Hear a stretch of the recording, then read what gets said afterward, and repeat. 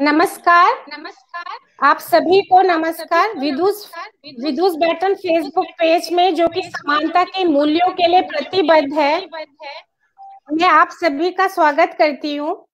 आज हमारे साथ जुड़े हुए हैं दो खास मेहमान, प्रख्यात लेखक और पत्रकार प्रियदर्शन जी और मूर्तिकार, कलाकार और बहुत सुचर्चित लेखक हीरालाल राजस्थानी जी। ये दोनों ही नाम जो हिंदी में सुपरिचित नाम है, हर जगह के उसमें दिखते हैं, ये समारोह में हर जगह शिरकत करते हुए लेखन के अलावा भी। इसलिए मैं परिचय पे इनके ज्यादा नहीं समय गंवाते हुए सीधे इनके कहानी पाठ की ओर चलते हैं। प्रियदर्शन जी अपनी दो कहानियां पढ़ेंगे। जैसे सब जानते ही हैं कि बसंत की आहट प्रोग्राम के अंतर्गत हम लोग पुरुष रचनाकारों की स्त्री सरोकारों से संबंधित रचनाएं पढ़ने जा रहे हैं। इस क्रम में प्रियदर्शन जी अपनी एक छोटी और एक सामान्य औसत आकार की कहानी पढ़ेंगे और हीरालाल राजस्थानी जी माइंडसेट कहानी पढ़ेंगे जो सितंबर 2020 में हंस में छपी थी। प्रियदर्शन जी की कहानी पे मैं भी थोड़ी सी अपनी टेढ़ी मेढ़ी जरा सी टिप्पणी जितनी मेरे से बन पाए दूंगी और हीरालाल राजस्थानी जी की कहानी में प्रियदर्शन जी अपना आलोचकीय वक्तव्य देंगे। तो मैं अपने दोनों ही वक्ताओं का, प्रियदर्शन जी और हीरालाल राजस्थानी जी का बहुत आदर सहित स्वागत करती हूँ। नमस्कार प्रियदर्शन जी, नमस्कार हीरालाल जी। मैं पहले स्वागत करती हाँ, हूँ प्रियदर्शन जी का कि वो आइए और अपनी कहानियां पढ़िए। नमस्कार रश्मि जी। सबसे पहले हाँ, आपको इस बात का धन्यवाद कि आपने मुझे विदुष वेतन से जोड़ा। एक शोक को कैसे एक रचनात्मक उद्यम में बदला जाता है, ये आपने साबित किया है। कैसे एक निजी सदमे को कैसे एक सार्वजनिक मूल्य दिया जाता है, उसको कैसे एक सक्रिय संवाद में बदला जा सकता है, एक बड़ी जरूरी पहल में, ये आपने साबित किया है। तो आज स्त्री जीवन और उससे जुड़ी दो कहानियां, जैसा आपका आदेश था, मैं आपको सुनाने जा रहा हूं। पहली कहानी का शीर्षक है सहेलियां। ये कहानी मेरा ख्याल 2017 में आउटलुक में प्रकाशित हुई थी। तो शुरू करता हूं कहानी। मेरी आवाज साफ है ना? तो मैं शुरू कर। योगेंद्र जी नमस्कार। बहुत सावधानी से पढ़ रहा हूं। अब मैं शुरू करता हूं कहानी। सहेलियां। एक डायनासोर गरज रहा था और एक एक्सपर्ट आकर उसके बारे में बता रहा था। किसी अलग मौके पर यह बहुत दिलचस्प सी फिल्म हो सकती थी, लेकिन फिलहाल बाहर की गर्मी से दूर उस ठंडे चिकने प्रेक्षागृह में बैठे ज्यादातर लोग बोर हो रहे थे। उन्हें अपने बच्चों का इंतजार करना था जो उस आर्ट स्कूल का एंट्रेंस टेस्ट देने आए थे। आप अकेली हैं? पहली बार सोनाली ने नहीं समझा कि यह सवाल उसी से पूछा जा रहा है। उसने बस अपनी ऊँघती हुई आंखें ये देखने के लिए उठाई कि कौन किससे मुखातिब है। जब पाया कि एक चश्मे वाली महिला उसकी ओर ही देख रही है, तो उसने हड़बड़ा कर उठना चाहा। हाँ जी, yes yes, I am alone तक पहुंचते पहुंचते उसकी घबराहट जाहिर हो चुकी थी। उसे कुछ अफसोस हुआ। बचपन में यह घबराहट कभी उसकी शख्सियत का हिस्सा नहीं रही। अब वह अपने उन सहेलियों को देखकर हंसा करती थी जो अनजान लोगों से बात न करने और बाहर बिल्कुल संभल कर रहने की बहुत सारी हिदायतों के बीच जैसे हमेशा एक खोल में रहती थी। हमेशा अदृश्य बने रहने की कोशिश करती थी। किसी के अपनी ओर देखने भर से असहज हो जाती थी। पूरा कॉलेज जैसे उसने सिर झुकाकर चलती सहेलियों के झुंड में आगे चलते हुए पार किया। नौकरी भी ऐसी की जिसमें अपनी तरह का खुलापन था। फिर ऐसा क्या हुआ कि अनजान लोगों से बातचीत अब उसे असहज बना डालती है? आप मेरे साथ चलेंगी नीचे तक? कुछ खा लेते हम लोग। चश्मे वाली के सवाल के साथ वो खड़ी हो गई थी। घबराहट पीछे छूट गई थी, हालांकि सकुचाहट बची हुई थी। लेकिन उसे भी ख्याल आया कि उसे भूख लगी हुई है, जिसे अनजान जगहों पर अपनी शख्सियत की तरह ही दबा लेने की हाल के वर्षों में बनी बेखबर आदत ने इसका एहसास होने नहीं दिया था। थोड़ी देर में वे नीचे थीं। दो अनजान महिलाएं अब सहेलियों की तरह बतिया रही थीं। दोनों की जिंदगी जैसे साझा थी, लगभग एक सी। दोनों अपनी बेटियों को यह टेस्ट दिलाने आई हैं। दोनों के पति बड़े जॉब में हैं। दोनों ने यहाँ सारा अरेंज करा दिया। दोनों आने की हालत में नहीं थे, इसलिए दोनों अकेले चली आईं। मैंने भी इंटीरियर डेकोरेशन का कोर्स किया था। बाहर कैंटीन में समोसे का कोना चम्मच से तोड़ती सुजाता बता रही थी। हाँ, चश्मे वाली का नाम सुजाता था। सोनाली सुन रही थी। 3 साल जॉब भी किया, लेकिन आयरा हुई तो छोड़ दिया। अभी मैं बॉस होती कंपनी की, विकास भी वहीं थे। सुजाता की मुस्कुराहट में एक फीकी हंसी शामिल हो गई थी। तब फ्रेंड्स कहते थे जॉब मत छोड़ो, सब छूट जाएगा। मेरी एक दोस्त थी मनीषा, वह तो कई महीने लड़ती रही। कहा कि तू जॉब नहीं जिंदगी छोड़ रही है, तू ही छूट जाएगी पीछे, तू ही छूट जाएगी पीछे। उसने विकास को भी खूब डांटा था, लेकिन पॉसिबल नहीं था घर सब एक साथ। अब तो 18 साल हो गए, लगता ही नहीं कि वह मैं थी। सोनाली के हाथ का चम्मच धीरे धीरे कांपने लगा था।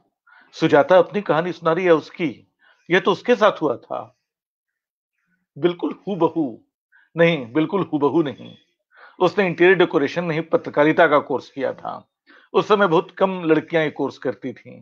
वे और नीलेश एक दफ्तर में नहीं थे। दोनों अलग अलग अखबार में रिपोर्टर थे। पहली बार 92 में अयोध्या में मिले थे। मस्जिद उसकी आंखों के सामने गिरी थी। वह दहशत से भरी हुई थी। नीलेश उसे भीड़ से बचाता हुआ बाहर तक लाया था। लेकिन शादी ने उसके भीतर कुछ उगाया भी और कुछ बुझाया भी। तन्वी आई तो जीवन में नई हलचल आ गई। उसने पहले नौकरी छोड़ी, फिर बाहर जाना छोड़ा और अंत में लिखना भी छोड़ दिया। घुटनों के बल चलती तन्वी धीरे धीरे खड़ी हो गई और चल पड़ी। मगर सोनाली जैसे पहले चलना भूली और फिर खड़ा होना और फिर घुटनों के बल चलने लगी। अब तो उसका कोई काम नीलेश के बिना होता ही नहीं। समोसा खत्म हो गया था, चाय भी खत्म हो गई थी और दोनों के बीच बातचीत भी। बातें कितनी कम रह गई हैं उनके जीवन में। नीलेश की नौकरी, व्यस्तता, तन्वी का फ्यूचर, बाइयों की चिकचिक और कुछ टीवी सीरियल, कुछ फिल्में, कुछ बनती टूटती जोड़ियों की गॉसिप। मालूम, उनके बिना बरसों बाद मैं निकली हूं, घबराहट हो रही थी। मालूम, उनके बिना बरसों बाद मैं निकली हूं, घबराहट हो रही थी, मगर अच्छा भी लग रहा था। अब तो मैं और आयरा सहेलियां हो गई हैं। हमने खूब गप की। मैंने बताया कैसे पीजी में पढ़ते हम लड़कों के साथ फिल्म देखने निकल जाते थे। उसे यकीन ही नहीं हो रहा था। सुजाता हंस रही थी।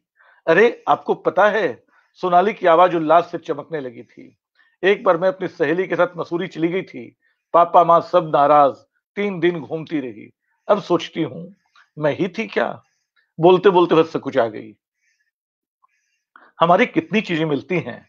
हम मेले में खोई हुई हम मेले में खोई हुई बहनें हैं शायद। अब सुजाता हंस रही थी। इतनी देर में सोनाली के भीतर बरसों से सोई पत्रकार जाग उठी। हिंदुस्तान की सारी औरतें मेले में खोई हुई बहनें हैं, या नहीं, वे मेले के बाहर खड़ी बहनें हैं जो तब मिल लेती हैं जब उनके पतियों को फुर्सत नहीं होती। जैसे हम मिल लिए। एक पुरानी सुजाता की आवाज में एक पुरानी लड़की की खनक लौट रही थी। एक टूटा हुआ पंख जैसे फिर जुड़ रहा था। बच्चियां 6 बजे छूटेंगी। हमारे पास 5 घंटे हैं। हम लोग घूमने चले यहां इस अनजान शहर में। सोनाली के भीतर जैसे कोई सोया हुआ झरना हिलने लगा था। लेकिन किसी अनजान अंदेशे से जैसे पांव बंधे थे। और इन लोगों को हमारी जरूरत पड़ी तो? हाँ शायद। अब अपने ही उत्साह से सुजाता सकुचाई लग रही थी। उसे लगा उसने बच्चों जैसी बात कर दी। लेकिन सुजाता के कमजोर पड़ते उत्साह को इस बार सोनाली ने थाम लिया। लेकिन इन्हें क्या जरूरत पड़ेगी, हमारी बेटियां हमसे तेज हैं। अब दोनों चुप थीं। एक दूसरे में हिम्मत तौलती हुई मुस्कुरा रही थीं। अचानक जैसे वे एक साथ खड़ी हो गईं। चलें? दोनों ने एक साथ कहा, मुस्कुराती हुई चल दी। अप्रैल के इस महीने में धूप तेज थी। दोनों ने अपने पर्स से काला चश्मा निकाला और पहन लिया। उस दिन 50 की उम्र को छूती दो महिलाएं अचानक 25 बरस की युवतियों में बदल गईं। वे गोलगप्पे खाती हुई बेतहाशा हंस रही थीं। वे झील किनारे पानी में पांव डुबोकर बैठी हुई थीं। वे एक मॉल के एस्केलेटर में एक साथ उतरते हुए साझा सेल्फी लेने की कोशिश कर रही थीं। वे लगातार बात किए जा रही थीं। हमारे समय ये मोबाइल फोन नहीं था। अगर होता हमारे समय ये मोबाइल फोन नहीं था। अगर होता तो सारे पुराने दोस्तों की तस्वीरें बची होती। सुजाता ने हंसते हुए कहा। सोनाली को याद आया, माँ के घर अब भी किसी दराज में एक एल्बम पड़ा होगा जिसमें कॉलेज के फेयरवेल की तस्वीरें लगी हुई हैं। उनके ग्रुप ने उस दिन इंडिया डांडिया किया था। पता नहीं उस एल्बम पर अब कितनी धूल पड़ गई होगी। उसने सुजाता को मुस्कुराते हुए देखा और जवाब दिया, लेकिन तब मोबाइल होता तो पता नहीं क्या आ गया होता। अब मोबाइल की तस्वीरें बेकार लगती। इतना लंबा हमारा मोबाइल थोड़े चलता है कि सब बचा रहता। उससे अच्छा तो एल्बम है, लेकिन एल्बम कहाँ है किसको पता। सुजाता एक पल के लिए चुप हो गई। अचानक जैसे समझ में आ गया कि उसका एल्बम, उसके हिस्से की तस्वीरें जिंदगी ने कहां दफन कर दी हैं। लेकिन उदास होने की घड़ी नहीं है। ये चंद घंटे किसी फिल्म जैसे हैं जिसमें वे दोनों काम कर रही हैं। दोनों एक जगह रुककर मेहंदी लगवाई, एक जगह रुककर मलाई बर्फ खाई। एक जादू था जैसे इन पर छाया हुआ था, और शहर कुछ तन्मयता और कुछ हैरानी से उन्हें निहार रहा था। लेकिन ये जादू टूटना था। 5 बज गए, लौटने का समय हो गया। कार फिर कैंपस के बाहर थी। दोनों निकली। दोनों ने एक दूसरे का हाथ कसकर थाम रखा था, जैसे न जाने कब की बिछड़ी सहेलियां हों और अब न जाने कब मिलेंगी। कैंपस के भीतर की 200 मीटर की सड़क जैसे बहुत लंबी और खाली हो गई थी। सोनाली, एक वादा करती हूँ, अपनी बेटी को किसी भी हाल में नौकरी छोड़ने को नहीं कहूंगी। ये नहीं कहूंगी कि अपने पति पर निर्भर रहे। दोनों साथ रहें, सुखी रहें, लेकिन एक दूसरे के मददगार रहें। नहीं तो मर जाती है लड़की, हाँ, जैसे हम मर गई हैं। सोनाली जैसे किसी जमी हुई उदासी के भीतर टहलती हुई बोल रही थी, हमारी बेटियां वैसे भी हमारी जैसे नहीं होंगी। वे बेटियां सामने से आ रही थीं, आयरा और तन्वी। दो माएं उन्हें दूर से देख रही थीं। ऐसी दो सहेलियां जिन्होंने अपनी बेटियों को बचाने की साझा कसम खाई थी। दोनों ने एक दूसरे को देखा, फिर सिर हिलाया और अपनी अपनी बेटियों की ओर बढ़ गई। ये पहली कहानी थी मेरी। दूसरी कहानी जो है वो मेरा ख्याल है अंतराल देना बेकार है। मैं लगातार ये कहानियां आपको सुनाए जाता हूं। दूसरी कहानी जो है वो कथन में छपी थी। ये शायद 2018-19 की बात रही होगी, और इसका भी विषय एक स्त्री जीवन ही था। उस कहानी का नाम है सड़क पर औरतें। 1 मिनट, वह कहानी, ये भी छोटी ही कहानी है, शायद इससे थोड़ी लंबी, लेकिन फिर भी छोटी कहानी है।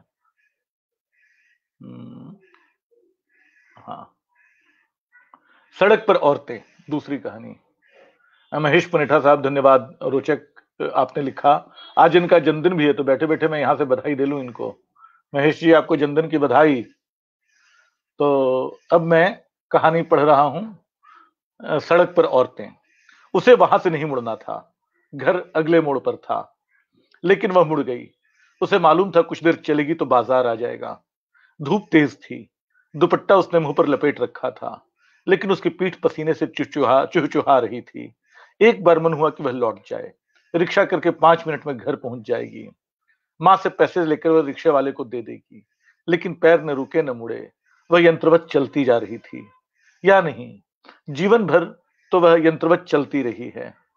कोई चाबी भर देता था, कोई दिशा तय कर देता था, कोई रास्ता बता देता था, कोई पहुंचा देता था, कोई वापस ले आता था।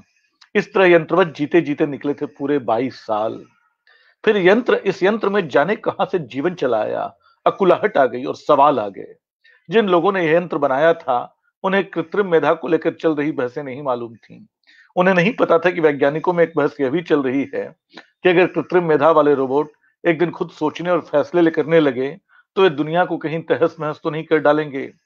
कहीं हम अपनी सभ्यता का सर्वनाशी तो नहीं रच रहे हैं। इस यंत्र का संकट यही था। वह सोचने लगा था। पहली बार उसने 16 साल की उम्र में विद्रोह किया था। बहुत मामूली सा। उसे 11वीं में आर्ट्स लेने की सलाह दी जा रही थी। उसने साइंस लेने का फैसला किया था।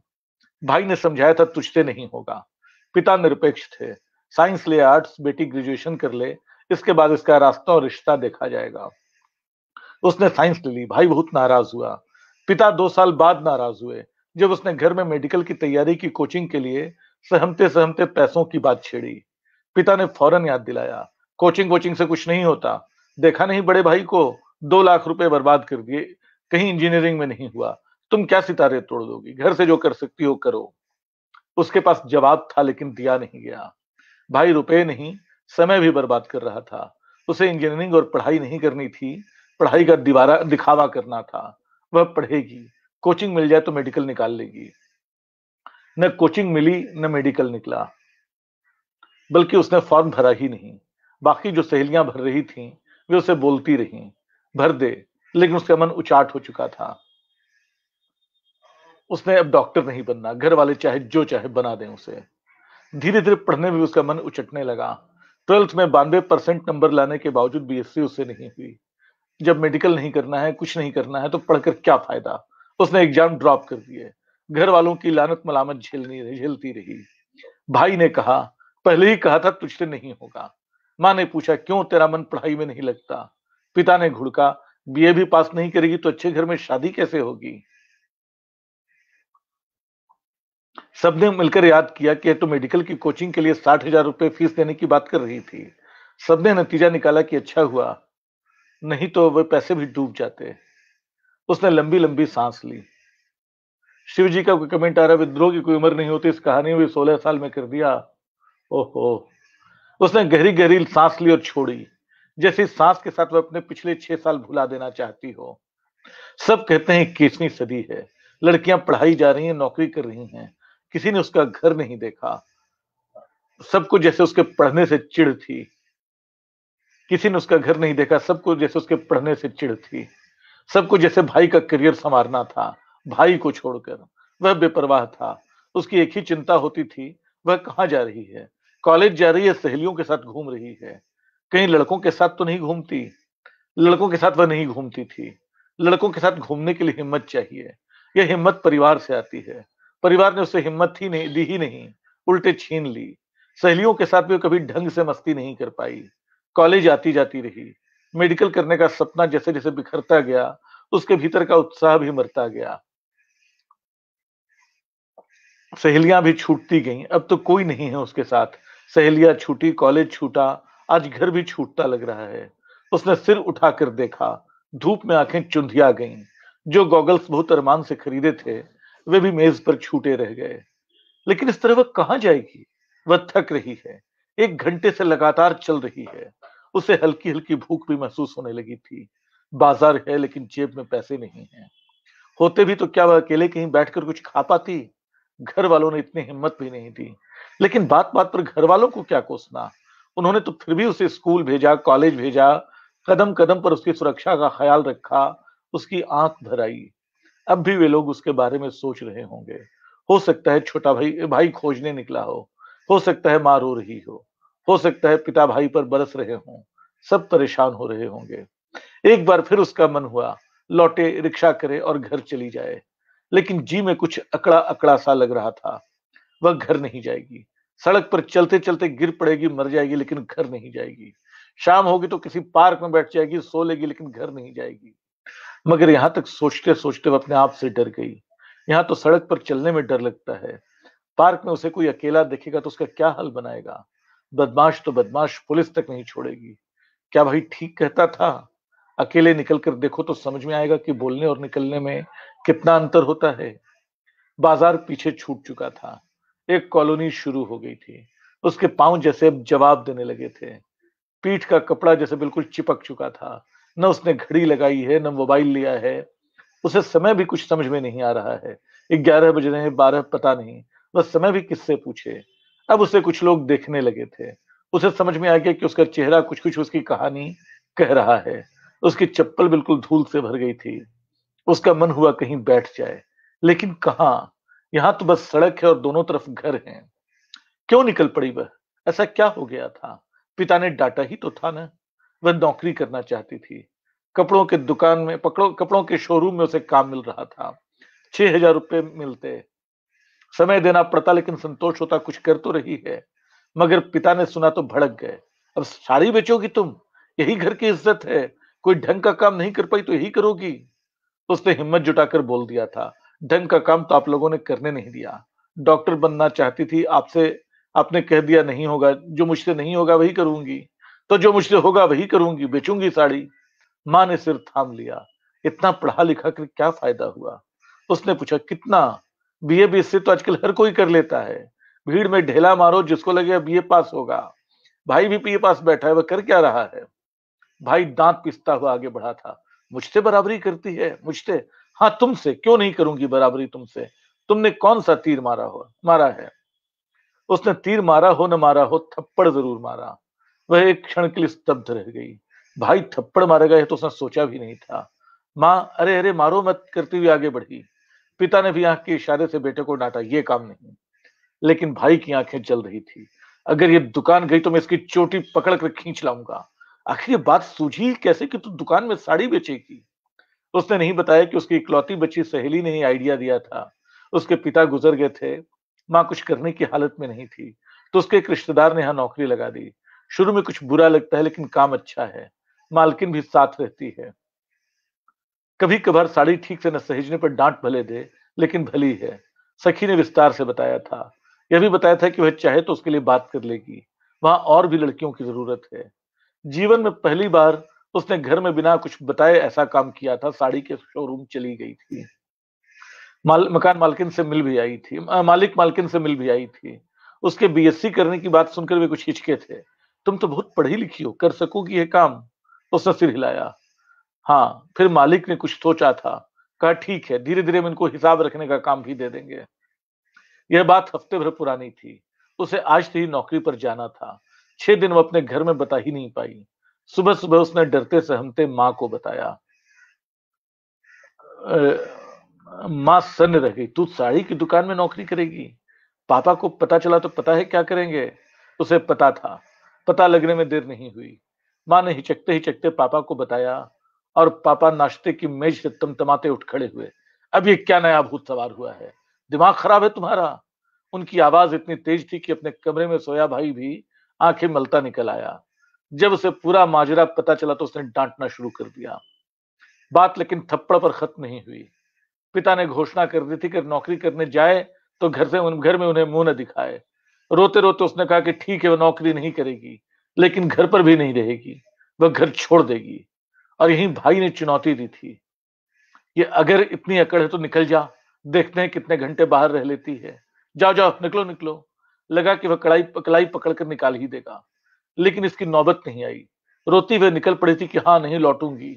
मां थरथराती हुई रोकने की कोशिश करती रही, लेकिन बेटी ने दहलीज पार कर ली थी। सड़क पर आकर उसने तेजी से आंसू पोंछे। कोई रोता हुआ न देख ले, आसपास वाले क्या सोचेंगे। निकलते हुए ध्यान आया कि न उसने पर्स लिया है न मोबाइल, ठीक से तैयार तक नहीं है। पहले दिन ऐसे प्रवासी सूरत के साथ पहुंचेगी तो वह नौकरी इस हालत में नौकरी के लिए नहीं जा सकती। पहले दिन ऐसी रुआसी सूरत के साथ पहुंचेगी तो कौन उसे रखेगा। तो वह सड़क पर भटकती रही। उस गली में गई ही नहीं जहां उसकी पहली नौकरी शुरू होनी थी। थक कर वह घर लौटने वाली थी कि मन बदल गया। नहीं लौटेगी, लेकिन वह क्या करेगी? अब उसमें चलने की हिम्मत नहीं है। प्यास भी लग रही है और बाथरूम भी जाना है। उसने अगल बगल देखा। शहर के इस इलाके में आखिरी बार कब आई थी याद भी नहीं है। अब तो कॉलोनी भी पीछे छूट गई। यहां से तो कच्चे पक्के मकानों का सिलसिला है। 4 कदम और चलकर उसे अपने बाईं तरफ एक घर दिखा, पुराने ढंग का, बाहर चबूतरे जैसा बना हुआ था। वह एक पल को हिचकी, लेकिन थकान इस हिचक से ज्यादा थी। वह चबूतरे पर जाकर बैठ गई। बैठती उसे लगा कि पांव जैसे जकड़ गए हैं। इतना दर्द। उसे डर लग रहा था कि कोई घर के भीतर से आके भगा न दे। एक दो आते जाते लोगों ने उसे घर के आगे बैठे कुछ अचरज से देखा। तभी घर का दरवाजा खुला। एक महिला का चेहरा नजर आया। क्या बात है? वह इतना थक गई थी कि कहने की हालत में नहीं थी कि 10 मिनट सुस्ताकर चली जाएगी। उसने बस कातर आंखों से उसकी ओर देखा। औरतें शायद बहुत सारी बातें बिना कहे समझ लेती हैं। पानी चाहिए? उसके जवाब का इंतजार किए बिना वो भीतर गई और कुछ देर में एक गिलास और एक जग लेकर निकली। उसने गटागट एक गिलास पानी पिया, फिर गिलास भरने के लिए जग की ओर बढ़ाया, दूसरा गिलास पानी भी पी लिया। इसके बाद अचानक वह रोने लगी। महिला कुछ परेशान और घबराई सी दिखने लगी। अगल बगल उसने देखा कोई देख तो नहीं रहा। कहा ऐसे मत रहो, भीतर आओ भीतर आओ। वह बिना सोचे समझे भीतर चली आई। घुसते ही जैसे हल्की सी ठंडक ने उसकी चेतना पर पड़ी धूल बुहार दी। कमरे की दीवार पर एक घड़ी थी, उसमें 1 बज रहे थे। वह 9 बजे से निकली है, यानी 4 घंटे लगातार चलती रही है। कहां से आई हो, कहां जाना है तुम्हें? उस औरत की आवाज में अब रूखापन आ रहा था, लेकिन इस बात सवाल का जवाब देने की जगह वह बोली, उसे बाथरूम जाना है। औरत ने कुछ संदेह और असमंजस से उसे देखा। वह रो सी पड़ी, बताया कि सवेरे से निकली हुई है। औरत ने कुछ अनिच्छा से उसे बाथरूम का दरवाजा दिखाया। पुराने ढंग का बाथरूम था, अंधेरा सा। लेकिन अचानक बल्ब जल उठा। महिला ने बताया कि स्विच यहाँ है। बाथरूम के बाद उसने वहीं लगे आईने में अपना चेहरा देखा। वह बिल्कुल भिखारियों जैसी लग रही है। सुबह से कुछ खाया नहीं है। अचानक 2 गिलास पानी पी लेने के बाद पेट अजीब सा लगने लगा था, लेकिन फिर भी उसे कुछ राहत मिली थी। वह एक पल के लिए हिचकी, लेकिन फिर नल खोलकर उसने अपने चेहरे पर पानी के खूब छींटे मारे। बाथरूम में तौलिया पड़ा था, लेकिन उसकी हिम्मत नहीं हुई कि उसका इस्तेमाल करे। चेहरा गीला था, लेकिन अब पहले से साफ-सुथरा लग रहा था। वह बाहर आई, तो देखा कि उसे महिला कुछ अजीब ढंग से देख रही है। उसने सिर हिलाया, अस्फुट ढंग से थैंक्स बोला और निकलने को हुई। वह दरवाजे पर थी कि फिर महिला ने उसे रोका। उसे लाकर एक छोटा-सा तौलिया दिया, चेहरा पोंछ लो। शायद वह महिला समझ गई थी कि वाकई दुखियारी है, जिसका और कोई मकसद नहीं है। उसने कुछ कृतज्ञता के साथ तौलिया लिया, चेहरा पोंछा और फिर उसे टांगने की जगह खोजने लगी। महिला ने उसके हाथ से तौलिया ले लिया। उसकी आवाज अब कुछ नरम थी। पूछा, कहाँ से आ रही हो, कहाँ जाना है? वह बताने बताने को थी कि रो पड़ी। महिला को अचानक ख्याल आया, तुमने सुबह से कुछ खाया है? वह शर्म से पानी पानी हो गई। क्या हालत उसने अपनी बना ली है। लेकिन वह सिर हिला रही थी, नहीं खाया है। महिला फिर भीतर गई और एक थाली में 4 रोटियां और सब्जी ले आई, खा लो। वह चुपचाप खाती रही। महिला उसे कुछ उदारता से देखती रही। खाना खाते हुए समझ में आया भूख कितनी तीखी होती है। खा लेने के बाद उसने महिला की ओर देखा, जैसे जाने की इजाजत मांग रही हो। लेकिन महिला ने फिर अपना सवाल दोहराया, बताया नहीं तुमने कहाँ जा रहा है? तुम्हें कहाँ जा रही हो? कौन हो? भोजन ने उसे कुछ ताकत दे दी थी। फिर भी धीरे धीरे सहमे हुए ढंग से उसने पूरी कहानी बता दी। महिला की आंखें फैल गईं। सिर्फ नौकरी के लिए? मैंने तो सोचा था प्रेम या शादी का चक्कर होगा। सच बताओ। उसने फिर से हिलाया। बस नौकरी के लिए। महिला को अब भी भरोसा नहीं हो रहा था। 6,000 की नौकरी के लिए तुम घर छोड़ रही हो? महिला ने तुरंत कहा, ऐसी मूर्खता मत करो। घर जाओ, नौकरी बाद में कर लेना। धीरे धीरे समझाना, घर वालों को मान जाएंगे। महिला की बात धीरे धीरे उसकी समझ में आ रही थी, लेकिन कोई चीज उसके भीतर जैसे गड़ गई थी। अब यह नौकरी का मामला नहीं रह गया है। नौकरी करने के लिए घर छोड़ती तो नौकरी पर जाती। वह तो सड़क पर घूम रही है। महिला ने कहा, रुको 1 मिनट। वह चाय बनाकर ले आई थी। समझा रही थी कि 20-22 साल की लड़की हो तुम। तुमने दुनिया देखी नहीं है, बहुत खतरनाक है। अभी मैं मिल गई। हो सकता है कुछ दूसरे लोग होते जो कुछ गंदा काम करते। ऐसी घर छोड़ने वाली लड़कियों की खबर नहीं पड़ी है, चकला घर पहुंचा दी जाती हैं। महिला 100 रुपए का एक नोट उसके हाथ में थमा रही थी। ये पैसा लो और घर चली जाओ। जाओगी तो बस डांट सुनोगी। बाहर घूमती रहोगी तो पता नहीं क्या क्या झेलना पड़ेगा। अचानक उसने घड़ी देखी, 2 बजने वाले थे। वह कुछ घबरा सी गई। सुनो, निकलो, मेरे पति आने वाले होंगे। वे जान जाएंगे कि मैंने एक अनजान लड़की को घर में रोका और खाना खिलाया तो मेरी खैर नहीं। चलो निकलो, लेकिन सीधे घर जाना। उसने देखा, इस एक लम्हे में महिला भी घबराई हुई थी। उसे लगा जैसे वह अकेली सड़क पर नहीं है, वह महिला भी उसके साथ है। मैं ये पैसे पैसे लौटा दूंगी, वह कहना चाहती थी, मगर कह नहीं पाई। फिर न जाने क्या हुआ, उसने उस महिला के पांव छुए और निकलने लगी। देखा कि उसकी उसकी भी आंख में आंसू थरथरा रहे हैं। घर चली जाना, सीधे जाना। मैं भी नौकरी करना चाहती थी, कहां कर पाई। अब खुश हूं, बहुत खुश हूं, सुरक्षित हूं। हाँ, वह बुदबुदा भर पाई, लेकिन वो फिर सड़क पर थी। क्या उसकी सलाह मान ले, जिसने खाना खिलाया, चाय पिलाई और 100 रुपए भी दिए? धीरे धीरे उसकी समझ में आ रहा था कि घर से निकलते हुए उसने कुछ ज्यादा हड़बड़ी दिखाई। कम से कम अपना सामान ले लेती, अपना फोन, अपनी घड़ी, अपना पर्स और अपने कुछ कपड़े। हालत यह कि वो चेंज करना चाहती थी और यह भी नहीं कर पाई। अभी तो 2 बजे हैं। धीरे धीरे शाम उतरेगी और फिर रात। तो वह कहां जाएगी? फिर कौन सी औरत होगी जो उसे खाना खिलाएगी? सबके पति आ चुके होंगे। किसी का घर उनका घर नहीं होगा। हाँ, बिल्कुल यही फांस है। जो घर है वह उसका नहीं है। वह घर का एक सामान है, जिसे सुरक्षित रहना है, रखा जाना है और फिर कहीं डिलीवर कर दिया जाना है। वहां भी वह सामान हो जाएगी। लेकिन सबके साथ ऐसा कहां होता है? बहुत सारी औरतें अपने घर की मालिक होती हैं, मगर उन्हें हासिल करना पड़ता है, उसके लिए लड़ना पड़ता है, जैसे वह लड़ रही है। क्या वह वाकई लड़ रही है? अगर हाँ, तो इतनी जल्दी हार जाएगी? महज कुछ घंटों में? उसका मन फिर कांपने लगा था। अब वह क्या करे? अचानक उसे ख्याल आया, सबसे पहले अपनी नौकरी बचानी होगी।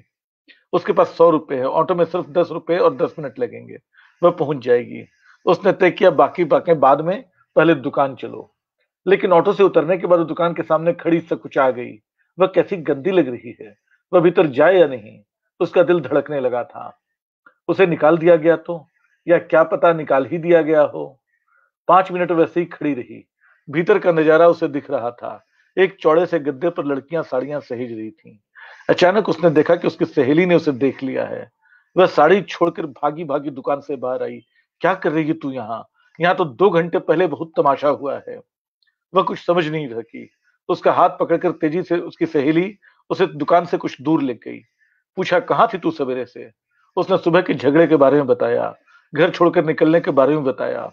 सहेली को यह सब मालूम था। सहेली ने बताया कि उसकी माँ और पिता और भाई दुकान पर आ धमके थे। उन्होंने पहले आकर उसे खोला, फिर मकान मालिक से बहस करने मालिक मालकिन से बहस करने लगे। धमकी भी दी है कि उसे काम पर रखा तो देख लेंगे। वो बता रहे थे कि घर लौटेगी तो घर में भी घुसने नहीं देंगे। उसका जी धक से रह गया। यानी ये नौकरी भी गई और घर भी गया। अब क्या करूं मैं? सहेली ने पूछा, रात को कहाँ रहेगी? वह चुपचाप सहेली को देखती रही। सहेली ने कहा, मेरे घर चली आ। मैं ऐसे बाप और भाइयों को खूब जानती हूँ। उसे फिर भी अच्छा नहीं लगा। पापा भाई जो भी थे उसके थे। सहेली ने कहा, अपनी माँ को समझा लेगी। घर में बस वे हम 2 लोग हैं। तू आ जाएगी तो आसानी से रह लेगी। और नौकरी का? चल तू मालकिन से बात कर ले, बैठी हुई हैं। इस सूरत में तो क्या हुआ? अब तो सबको पता चल चुका है। अच्छा ही हुआ, बाद में मुसीबत आती तो दिक्कत होती। बस सहेली के पीछे दुकान में घुसी। मालिक मालकिन दोनों की नजर उस पर पड़ी। दुकान के कोने में बने बॉक्स में दोनों ने उसे बुलाया। मालकिन ने पूछा, सुबह से कहाँ थी तुम? उसने बताया, सड़क पर भटक रही थी। मालिक ने कहा, पता है तुम्हारे घर वालों ने आकर हंगामा किया है? मालकिन ने जोड़ा, घर चली जाओ और सबको समझा लो। यानी नौकरी गई। वह चुपचाप खड़ी रही। आंख कुछ धुंधली सी हो गई। अरे ये बहुत छोटी नौकरी है। ऐसी नौकरी के लिए घर छोड़ दोगी? किसी और अच्छी नौकरी के लिए कोशिश करना। चलो हम लोग भी मदद कर देंगे। मालकिन ने नरमी से कहा। अब वह फट सी पड़ी। घर में रहूंगी तो उस नौकरी लायक भी नहीं बचूंगी। पढ़ने में भाई से तेज रही। उसे कोचिंग दिलाई उसे कोचिंग दिलाई गई, मुझे नहीं। मेडिकल करना चाहती थी। घर में कोई तैयार नहीं हुआ। सब मुझ पर ही दोष मढ़ते हैं। मैं नहीं लौटूंगी। अगर यहाँ काम न करने तो तब भी नहीं। मालकिन ने पूछ ही लिया। उसने सिसकियों के बीच सिर हिलाया। तब भी नहीं। क्या करोगी फिर? पता नहीं। घर से कुछ लेकर नहीं निकली? उसने फिर सिर हिलाया। नहीं। मालिक मालकिन ने ठंडी सांस ली। दोनों एक दूसरे को देख रहे थे। मालकिन कह रही थी, पता है 20 साल पहले हम लोग भी ऐसे ही घर से निकले थे। हम दोनों को शादी करनी थी। घर में लोग तैयार नहीं थे। फिर अपने बल पर काम किया, दुकान यहां तक बढ़ा ली। लेकिन हम 2 थे, तुम अकेली हो, सोच लो। यह मालिक की आवाज थी। उसने इस बार मालकिन का चेहरा देखा। अमूमन बहुत रुक्ष रहने वाला चेहरा भी बहुत मुलायम था। उसे वह महिला याद आई जिसने 100 रुपए दिए। उसे याद आया कि वह पति के लौटने के ख्याल से कितनी घबरा गई थी। उसे सहेली याद आई जिसके घर वह रात को रहेगी। मैं अकेली नहीं हूं, बहुत सारे लोग हैं। उसने धीरे से कहा और अपनी ही बात से चौंक गई। जा, मुंह हाथ ठीक से धोले, काम शुरू कर। मालकिन उसे लेकर अपने साथ बाहर आ गई। तेरे बाप भाई को हम देख लेंगे, तू बालिग है, बस यही बहुत है। शाम को सहेली के साथ घर लौटे उसने पूछा, तुम्हें तो बहुत दिक्कत हुई होगी जब तुम्हारे पापा गुजर गए होंगे। सहेली एक लम्हे को चुप रही। उसने धीरे से कहा, वे गुजरे नहीं हैं, उन्होंने हमें निकाल दिया था। मैं किसी को बता नहीं पाई। उसे लगा कि उसने अनजाने में मालकिन से जो कहा वह वाकई सच था। वह अकेली नहीं है। दुनिया की सड़क पर बहुत सारी हैं, एक दूसरे का हाथ थाम कर, एक दूसरे को सहारा देकर अपना अपना घर खोजती बनाती स्त्रियां। शुक्रिया विदु बेटन और आप तमाम लोग जो इस कहानी को सुन रहे हैं। मैं देख रहा था किसी की प्रतिक्रिया, जिनका कहना था कि प्रियदर्शन साधना मोहन जी, शुक्रिया, आपने मेरी आवाज की तारीफ की और मेरे पढ़ने के ढंग की। कई बार पढ़ने का अभ्यास मेरा छूटा हुआ है, सच बात यह है, और पढ़ते हुए कहानी में डूब जाता हूँ। संजीत चंदन जी, चौहान जी, अच्छी कहानी, थैंक यू। अब मैं, चूंकि मैं जानता हूं मैंने काफी समय ले लिया है, तो मैं माइक सौंप रहा हूं रश्मि जी को। रश्मि।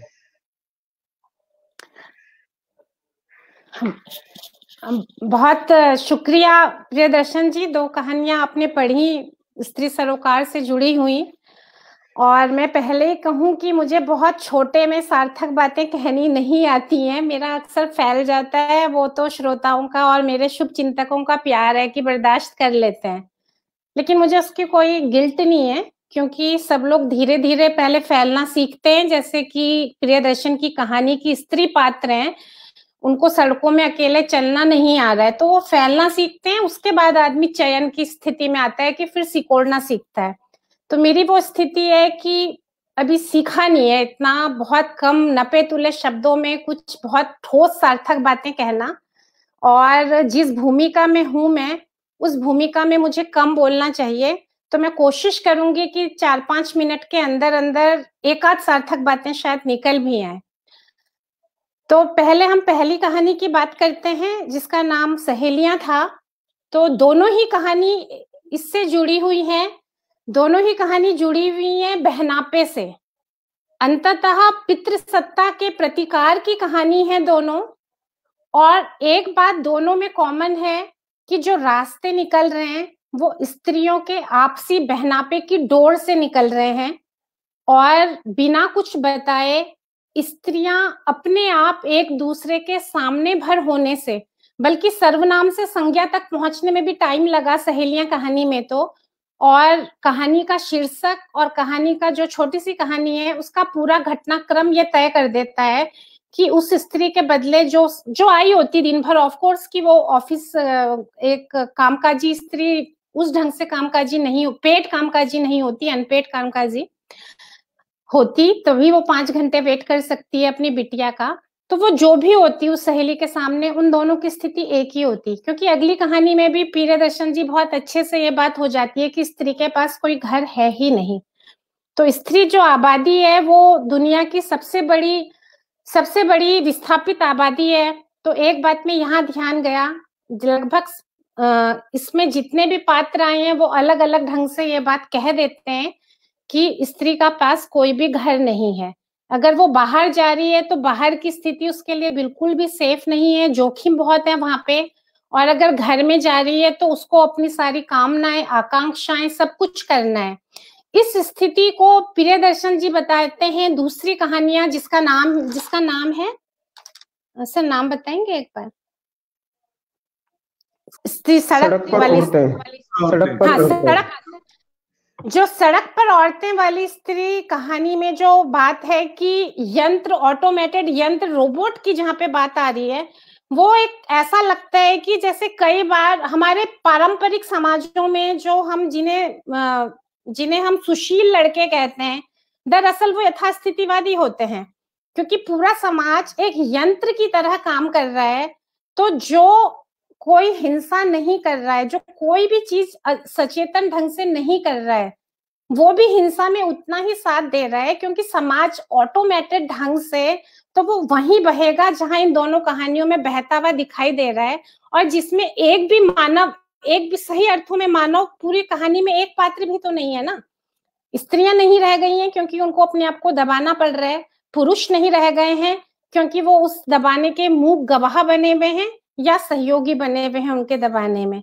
तो ये पूरा पता चलता है कि जब तक ये समस्या नहीं सॉल्व होगी, पूरे मानव तो दोनों में से कोई भी नहीं हो सकते। अगर 2 साल पहले मैं ये कहानी सुनती,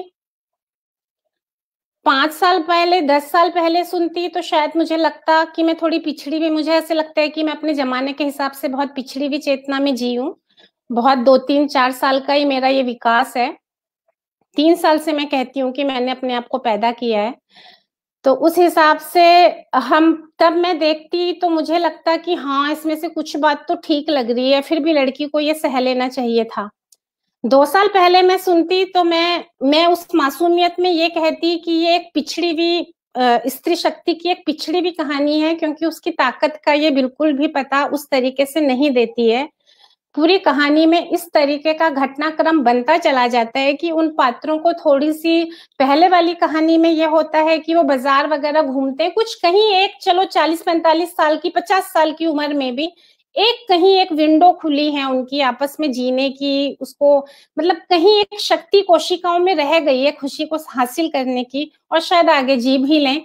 और एक उसमें तो फिर भी इतना घटनाक्रम नहीं है, बट इसमें फिर वो स्त्री मिलती है, वो उसे खाना खिला रही है, वो उसको सहानुभूति दे रही है, फिर दुकान में सहेली मिल गई है, फिर सहेली में भी ये बात हो गई है कि जिस भी घर में पुरुष है वो घर निरापद नहीं है स्त्री के लिए। उसके पास एक घर छुपाने की जगह भी इसलिए है कि उसको एक कॉम्बिनेशन मिल गया है जहाँ पे सिर्फ माँ बेटी रह रही हैं, और जो माँ बेटी रह रही है उस सहेली की सोच भी सही है, उसको पापा ने निकाला हुआ है, इसलिए वो संवेदना भी उसके साथ प्रकट कर पा रही है। पर अगर वो नहीं कर पाती तो स्त्री कहाँ पहुंचती फिर।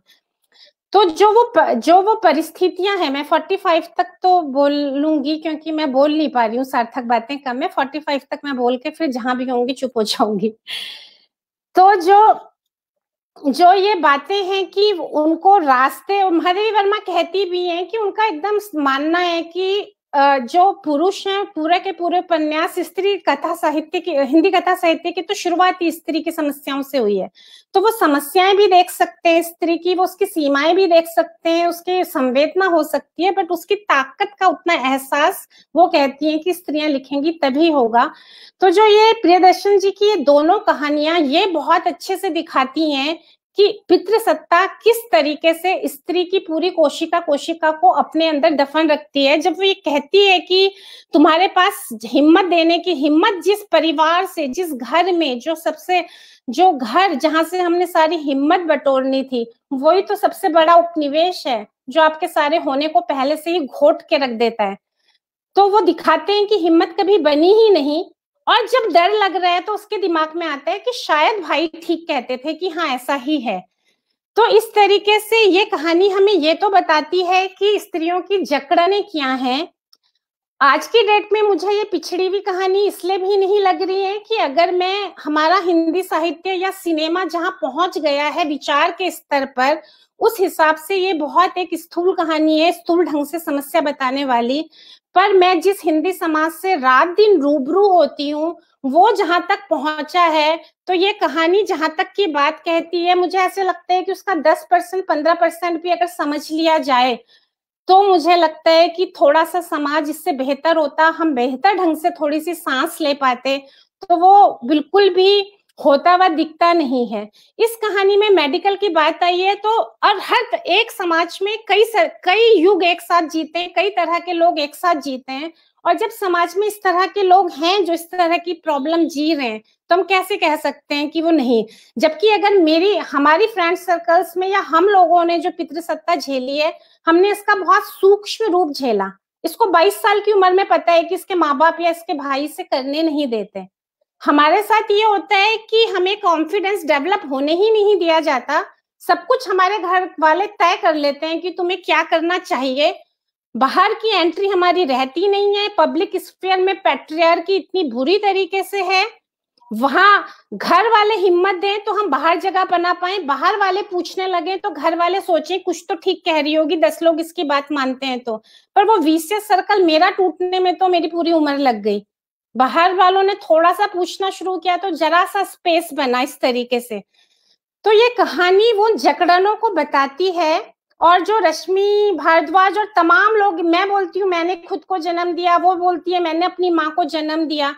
तो ये जो जन्म देना जिस भावबोध में आके होता है, वो भावबोध इस कहानी उस भावबोध तक नहीं लाती। बट हमारे समाज की ये सच्चाई है कि हम अभी बहुत पिछड़े हुए भावबोध की जगह पे रह रहे हैं, और ये स्थूल पितृसत्ताएं भी स्थूल ढंग से भी पितृसत्ता बहुत जगह पे काम कर रही है। तो उनपे उंगली रखने से हम क्यों चूकेंगे। अगर हमें कभी इस तरह की घटनाएं आ जाती हैं कि अस्पृश्यता की वजह से गढ़वाल में आया था कि किस तरीके से उसके साथ उसने हिंसा कर दी, तो जाहिर है हमारी चेतना वैचारिक ढंग से हम कहीं भी पहुंच गए, बार बार उस पर उंगली रखते रहेंगे। तो कभी कभी मुझे लगता है कि वैचारिक ढंग से बार बार जटिल ताने बानों से बुनने के बजाय सीधी सिंपल बात, जो यहाँ पे सीवी और किरण शर्मा जी और संजीत बहुत अच्छे से उससे स्वर्ण मोहन जी रिलेट कर पा रहे हैं, इस भाषा में भी बात होती जानी चाहिए। एक बात में इस चैनल में होते हुए जो मुझे बहुत जरूरी शेयर करनी चाहिए, वो शेयर करने की अचानक याद आ गई। और एक ही कैसे मधु कांकरिया के उपन्यास में भी था कि उसने जितनी भी चिंतन प्रक्रिया के लिए उनको जो जगह मिली, वो सड़क में चलते हुए मिली, उनके पास कोई घर नहीं था। तो मुझे लगता है अगर एक स्त्री के पास लौटने के लिए कोई घर नहीं है, अपने घर आएगी तो उसको पुरुषों के आवेगों का पालन करना पड़ेगा, अपनी पूरी कोशिकाओं की स्वतंत्रता दे देनी पड़ेगी। बाहर पब्लिक स्फीयर में पैट्रियार्की हमारे नागरिक अधिकार का पूरा कटौती करके रखती है, बाहर है नहीं। तो वो सड़क में चलते हुए जो चीजें दूसरों के लिए निगेटिव होती हैं वही हमारे लिए शरण स्थली बन जाती है। और यहाँ पे भी जो से मिलता है सड़क में मिलता है, न कि घर में।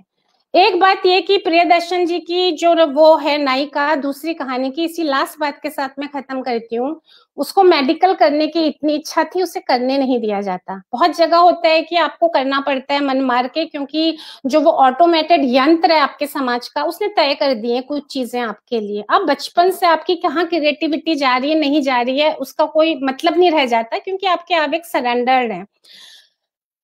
तो मैं कुछ एक ऐसी बच्ची की बात बताना चाहती हूँ कि जो लिटरेचर और हर क्रिएटिविटी में आउटस्टैंडिंग होने के बावजूद उसने मैनेज कर लिया मेडिकल करना, एक बहुत प्रीमियर इंस्टीट्यूट से पास होना भी पहली बार में ही। दायित्व बोध उसे कोरोना के बहुत बुरे असर में भी वहां पे भी ले गया, और कोरोना के बीच में ही उसी समय रिजल्ट आया था, तो अकेले कमरा लेके रहना पड़ा। एक स्टेटमेंट के साथ मैं बात खत्म करना चाहती हूँ, क्योंकि डॉक्टर निकल एमबीबीएस वाली बात आ गई है।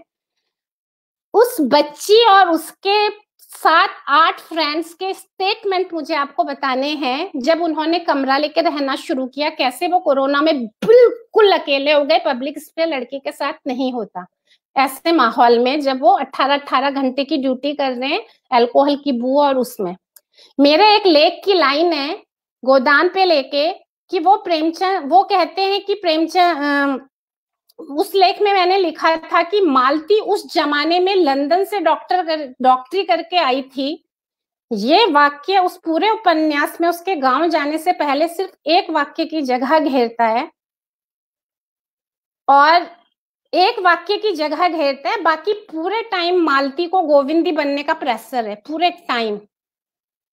और मेरी भतीजी ने और उसकी सारी फ्रेंड्स ने मुझे ये बात बोली कि 2021 में जो आप हिंदी बेल्ट करते रहते हो, नॉन हिंदी बेल्ट में भी हमारी एमबीबीएस की डिग्री या डॉक्टर शब्द 1 मिनट की भी जगह नहीं घेर रहा है। जिस अकेली जगह पे हम लोग यहाँ पे कैमरा लेके रह रहे हैं, वहां पे पूरे टाइम एक कहीं एक चीज, जबकि कोरोना के टाइम पे सबका आना जाना बंद था। हम ये भी नहीं कह सकते कि आना जाना या कोई कल्चरल कोई नॉर्म्स टूटे होंगे, नहीं टूटे, लेकिन सबका एक ही बात का कहना था कि बैचलर लड़कियां, और ये सबने बताया कि जब आप कमरा लेके बाहर रह रहे हो, वेदर यू आर 18-19 ईयर के हो, 21 साल के हो, आप 23 साल के हो, लेकिन आपसे डॉक्टर, आपकी पहचान, आप इतना काम करने गए हो, कोई भी नहीं बोलता।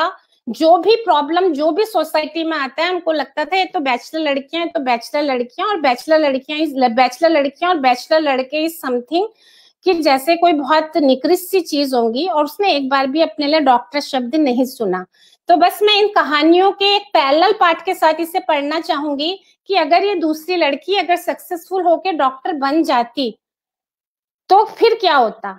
हमारे घर की बच्ची के साथ था कि उसने अपनी बुआ को देखा था कि एकेडमिक जिंदगी बिल्कुल भी स्पेस नहीं देगी, तो हमने बचपन से उसको कहा कि तुम ऐसा करना जहाँ ऑब्जेक्टिवली कर सकें, जैसे कि साइंस के सब्जेक्ट में तुम प्रूव कर सकते हो, तुमने किया, हम लिटरेचर में प्रूव नहीं कर सकते, तो लोग हमें उपेक्षित कर जिंदगी भर कर सकते हैं।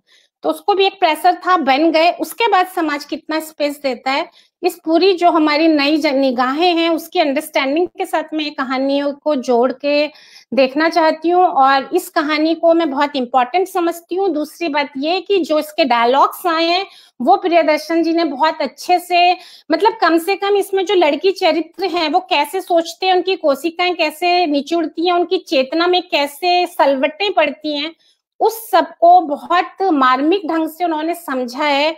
आज की डेट में मेरे लिए इस संवेदनशीलता और इस संवेदना को व्यक्त करने और इसको कन्वे करने की भी बहुत जरूरत मैं महसूस करती हूँ, अगर ये संप्रेषित होती है तो। वैचारिक दृष्टि पे हम जहाँ पहुंचे हैं उसी के जटिल ताने बाने बनाने में मुझे नहीं लगता है कि बहुत फायदा है अगर वो संप्रेषित नहीं हो रहा हो। तो बहुत ही आदर के साथ मैं प्रियदर्शन जी का धन्यवाद करना चाहूंगी कहानियों को पढ़ने, चुनने और समय निकालने के लिए। हीरालाल राजस्थानी जी, मैं आपका स्वागत करती हूँ आपके कहानी पाठ के लिए। बहुत आदर के साथ। जी बहुत बहुत शुक्रिया। प्रियदर्शन जी की दो कहानियां सुनने को मिली और जिसमें संघर्षरत महिलाओं की वो जिक्र इसमें बखूबी आया। और मेरी कहानी है माइंडसेट। मैं सीधे पढ़ देता हूँ। आवाज मेरी ठीक आ रही है? क्या आवाज मेरी ठीक आ रही है? परफेक्ट। जी शुक्रिया। मई का महीना गर्मी के शिखर पर विराजमान था। स्कूल कॉलेजों की में छुट्टियां पसरी हुई थीं, लेकिन कुछ अलग से प्रोत्साहन कार्यक्रम चल रहे थे, जिसके तहत अध्यापकों का आना जाना नियमित सा बना हुआ था। विशाल रत्ना और हरीश की इकलौती संतान थी।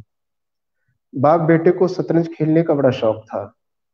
जब फुर्सत मिलती, विशाल और हरीश अपनी काठ की सेना लेकर शुरू हो जाते घंटों की मानसिक कसरत के। चल विशाल, आजा, आज तू फिर हारने वाला है, हरीश ने विशाल से कहा। पापा, आज तो मैं बिल्कुल भी नहीं हारने वाला। आज मैं कॉन्फिडेंस के साथ में आसमान पर बैठा हूं, विशाल ने आत्मविश्वास बघारते हुए कहा था। क्यों भाई, आज कौन सा विटामिन पी लिया है? क्यों भाई, आज कौन सा विटामिन पी लिया है? हरीश ने चुटकी लेते हुए पूछा। हाँ पापा, बात कुछ ऐसी ही है, विशाल ने सस्पेंस को और आगे खिसकाया। चल आजा, देखते हैं कौन किसको मात देता है। हरीश शतरंज की बिसात बिछाए बैठा था और यह भी सच था कि जीतता भी वही था। काले और सफेद मोहरे सज चुके थे आमने सामने सेनाओं की तरह 1.5 बाय 1.5 फीट के मैदान में। काले विशाल के और सफेद हरीश के। दोनों बाप बेटा आपस में दोस्तों की तरह व्यवहार करते थे। उनके बीच में रत्ना रेफरी बनकर दोनों को कायदे संस्कार सिखाकर खुश रहती थी। वो एक इवनिंग कॉलेज में हिंदी की अध्यापिका थी। इस कारण कुछ न कुछ लिखना पढ़ना उसका आत्मिक शौक बन चुका था। हरीश भी स्कूल में इतिहास का अध्यापक था। वह सामाजिक संगठनों में आया जाया करता था और रत्ना भी लेखक संघ की हिस्सा बनी हुई थी। दोनों कुल मिलाकर सामाजिक कर्मियों की तरह विशाल के साथ जीवन बसर कर रहे थे। विशाल सोशियोलॉजी में एमए ऑनर्स कर रहा था। आज उसका रिजल्ट आ गया था और इसीलिए वह खुश भी था। ये लो पापा, विशाल ने अपना काला प्यादा आगे बढ़ा दिया था और अपने बैठने की प्लास्टिक की कुर्सी को ठीक पोजीशन करने के लिए कुछ सरका कर सेट कर चुका था। अच्छा, तो ये लो, हमारा भी सैनिक आपके सैनिक के सामने। कहते हुए हरीश ने भी अपना एक प्यादा जो विशाल ने बढ़ाया था उसी के सामने वाला प्यादा आगे कर दिया था। ओके, तो ये मेरे घोड़े की 2.5 चाल। विशाल अपना घोड़ा आगे बढ़ाते हुए बोला। अरे, इस बार घोड़ा इतनी जल्दी उतार दिया मैदान में, क्या बात है?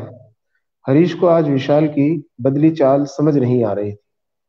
वह उसमें बदलाव देख देख अपने मन ही मन भी खुश था और कुछ सतर्क भी हो गया था, क्योंकि हरीश शतरंज बहुत शिद्दत के साथ खेलता था, चाहे उसके सामने कितना भी कमजोर खिलाड़ी बैठा हो। तो ये लो, अब चाल चल, हरीश ने भी जवाब में घोड़ा आगे कर दिया था। विशाल कुछ सोचने के बाद, ये मेरा एक और प्यादा आपके सामने। हरीश आज और दिनों से ज्यादा सूझबूझ से खेल रहा था। हरीश चाल चलने की सोच ही रहा था कि विशाल ने हल्के से कहा, आज आपका हाथ का चिकन पुलाव मिल जाए तो मजा दुगना हो जाए। मतलब? ओहो, तो आज साहब का रिजल्ट आ गया है, पास पास हो गए हो। इस बात में हरीश चाल चलना भूल गया था। और अपना ध्यान पुलाव वाली गुत्थी को सुलझाने में लगा दिया था। हाँ हाँ, पास तो होना ही था, कौन सा बड़ा तीर मार लिया, हरीश नॉर्मल होते हुए बोला। हाँ, तीर ही मारा है पापा, फर्स्ट क्लास फर्स्ट पोजीशन आई है कॉलेज में, विशाल ने बहुत गर्व के साथ कहा था। First class first? तू तो जीत गया आज, ये कहकर हरीश उछल पड़ा। खड़ा होकर विशाल के कंधों को मजबूती से पकड़कर उसे निहारने लगा, जैसे किसान अपनी बढ़ती हुई फसल को निहारता है। छोड़, आज तो तेरा दिन है बेटा, तू जीत गया और तेरी जीत में ही मेरी जीत है। चल आज बनाते हैं चिकन पुलाव। जब भी कोई खुशी की बात होती है तो हरीश उस दिन पुलाव बनाता था। इसमें कोई शक नहीं कि वह पुलाव बड़ा लजीज बनाता था। हरीश ने शतरंज की अधूरी बाजी आज पहली बार छोड़ी थी। सारे मोहरे अलमारी में समेट कर रखते हुए बोला था हरीश, आज तूने बाजी ही नहीं जीती, मेरा दिल भी जीत लिया है। विशाल अपने पिता हरीश को इतना खुश देखकर अपनी मेहनत को सराह रहा था, मानो उसके चेहरे पर मुस्कुराहट के साथ गर्व की अनुभूति दोनों ठहर कर नृत्य कर रही हूँ। इसी नृत्य के बीच घर की डोरबेल बज गई थी। देख विशाल, अपनी मम्मी को इतनी जल्दी मत बताना, जरा देखे तो क्या गैस पर कर पाती है। हंसमुख स्वभाव का था, ऐसे मौके को हरीश बहुत अच्छे से सेलिब्रेट करना जानता था। वहीं रत्ना कुछ गंभीर और शांत थी। वह कॉलेज से अमूमन रात 8 और 9 के बीच आ जाती है। विशाल मुस्कुराते हुए दरवाजा खोलकर अपनी माँ का स्वागत करता है। मम्मी, कैसा रहा आज का दिन? विशाल अभिनय में उतर आया था। बाप बेटे की प्लानिंग जो थी, ठीक था विशाल। आजकल के लड़के लड़कियां भी न बस मेहनत करके राजी नहीं है, जितना समझाओ समझने की कोशिश ही नहीं करते। जितनी भी मेहनत करो सब व्यर्थ होती दिखती है। लेकिन कुछ बच्चे इतने अच्छे होते हैं कि कुछ उम्मीद लगती है और लगता है कि चलो कहीं तो कुछ बन रहा है। विशाल को एक छोटा लेक्चर मिल गया था। पानी का गिलास पीते पीते रत्ना बैठ गई थी अपनी थकान के साथ। यह रोज की थकान हर अध्यापक को तसल्ली देती है अपने काम से, जैसे दिहाड़ी मजदूर को काम के बाद मजूरी मिलती है। ठीक वैसे ही हर कामगार इंसान निश्चिंता को प्राप्त कर लेता है। अरे क्या हुआ? अरे क्या रत्ना, तुम भी आते ही विशाल की क्लास ले बैठती हो? हरीश बीच में ही अपनी मौजूदगी दर्ज करा देता है। विशाल, अच्छा विशाल, जाकर आधा किलो मुर्गा तो ले आ, विशाल ने रत्ना को सुनाते हुए कहा था। रत्ना के लिए सस्पेंस शुरू हो गया था। मुर्गा बनेगा आज? रत्ना अब तक आराम कर चुकी थी। किचन की और मुंह करके कहा था रत्ना ने। हाँ भाई हाँ, और सिर्फ मुर्गा नहीं, चिकन पुलाव बनेगा, हरीश ने आवाज में वजन डालते हुए जवाब दिया था। लेकिन आज तो न रविवार है और ना ही वीरवार। रत्ना समझने की कोशिश में थी। वो भली भांति जानती थी कि इन 2 दिनों के अलावा कुछ खास होता है तभी चिकन का या मटन का पुलाव बनता है। लेकिन आज तो पुलाव बनने वाला था, और वो भी हरीश के हाथों। पक्का कुछ खास बात है। सोचते हुए रत्ना ने जिज्ञासा जाहिर की, क्या बात है? आज पुलाव बन रहा है। रत्ना अब कुछ हल्के मूड में आ चुकी थी और विशाल मुर्गा लेने चला गया था। गैस करो तो जाने भी कि मैडम कितना कॉमन सेंस रखती हैं। अपनी चुटकी में अपनी चुटकी में हरीश की खुशी उफान पर थी। अच्छा ये बात है, कहते हुए रत्ना ड्रेसिंग रूम में कपड़े बदलने चली जाती है। हरीश लगभग चिल्लाते हुए, अच्छा सोचना चाहती हो, सोचो सोचो। हरीश फ्रिज में से टमाटर निकालते हुए कहता है, हाँ तो सोचने वाली बात ही है, लेकिन बताती हूँ अभी आकर, रत्ना ने भी प्रतिक्रिया में कह दिया था। हाँ हाँ, सोचो सोचो, बिल्कुल सोचो, जरा देखें तो सोच पाती हो क्या? हरीश ने प्याज लहसुन और टमाटर एक थाली में जुटा लिए थे। डाइनिंग टेबल पर रख काटने और छीनने लगा था। रत्ना कपड़े बदलकर चीजों का मुआयना ले रही थी और चीजों को अपनी जगह पर रख रही थी। तकिया चादरों को तरतीब वाइज सजावटी तरीके से रखते हुए रसोई की साल संभाल करती हुई आ बैठती थी हरीश के पास। हरीश, रत्ना की ट्यूनिंग कमाल की थी। पति पत्नी का वैचारिक रूप से एक होना, या यूं कहें कि सम्मान स्तर पर सोचना, उनकी इंसानियत जागरूकता को दर्शाता है। इन दोनों में कभी भी एक इस बात को लेकर कभी कोई बहस नहीं हुई कि रत्ना कॉलेज में पढ़ाती है और हरीश स्कूल में। हालांकि रत्ना को कॉलेज में अध्यापक बनाने के पीछे हरीश की ही महत्वपूर्ण भूमिका रही। हरीश ने ही रत्ना को प्रोत्साहित किया था, देखो रत्ना, 60 साल का चलता चलता फिरता जीवन बहुत लंबा होता है और सिर्फ घर में रहकर गुजारना बहुत उबाऊ हो जाएगा। इसलिए तुम्हें अपने कैरियर की ओर आगे बढ़कर प्रयासरत रहना होगा। हर कोई काबिल होता है और बस उसे साबित करना होता है, और रत्ना आज कामयाब है। अभी तक विशाल आधा किलो चिकन लेकर आ गया था। रत्ना हरीश के साथ बैठकर उसके साथ दे रही थी। लो भाई, विशाल भी आ गया। अब बताओ, तुमने क्या गैस किया? रत्ना स्थिर होकर अपनी दिशा आज पर केंद्रित कर रही थी। सभी तारीखों तारीखों घरेलू मौकों जैसे जन्मदिन, शादी, सालगिरह वगैरह वगैरह। अरे हाँ, आज तो विशाल का रिजल्ट आने वाला था ना। तीर सही निशाने पर लगा था। वाह मम्मी, आप तो जीनियस हैं। विशाल ने अपने होंठ फैलाकर एक मुस्कान भरी मुस्कान और अपनी आंखों को आश्चर्यजनक मुद्रा में खोलते हुए कहा था। अरे भाई, माँ किसकी हूँ? अरे भाई, माँ किसकी है? हरीश ने तारीफ करते हुए कहा। वो तो हूँ, रत्ना ने कंधे उचकाते हुए कहा। लेकिन तुमने एक बार में कैसे गैस कर लिया? अरे भाई, हम अध्यापक हैं, इतना तो पता होगा ही ना। रत्ना ने दोनों के सस्पेंस से पर्दा उठा दिया था। इसी हंसी मजाक और खुशी के माहौल में हरीश ने बहुत लजीज चिकन पुलाव बनाया। महक पूरे घर में अपनी जगह बना चुकी थी और रत्ना ने गरम गरम पुलाव परोस दिया था। तीनों स्वाद में डूबकर चटकारे मारकर पुलाव खा रहे थे।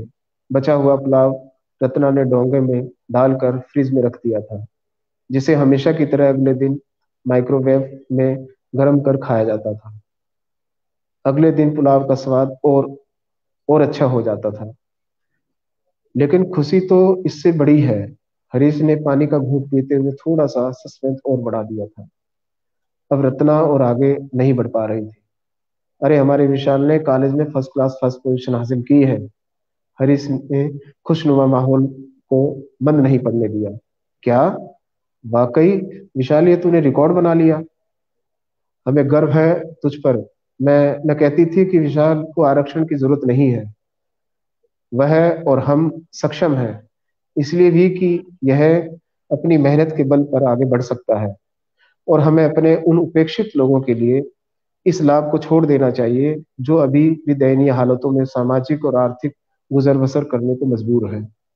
यही सोच और त्याग देश के अंतिम व्यक्ति को इस सामाजिक असमानता को से असमानता के वातावरण से बाहर निकाल सकता है। रत्ना ने अपने दूरदृष्टिता को उजागर किया था। इससे हरीश की सोच को मजबूती मिली थी। हरीश ने रत्ना की बात का समर्थन सर हिलाकर किया। रत्ना और हरीश ने यह खुशी फेसबुक पर अपने दोस्तों को भी साझा की, जहां बधाई और शुभकामनाओं का तांता लग गया था। सभी नजदीकियों को खबर लग चुकी थी और सुबह तक 500 से ऊपर लाइक और कमेंट्स फेसबुक पर वाल पर आ चुके थे। विशाल बहुत जल्द उठ गया था।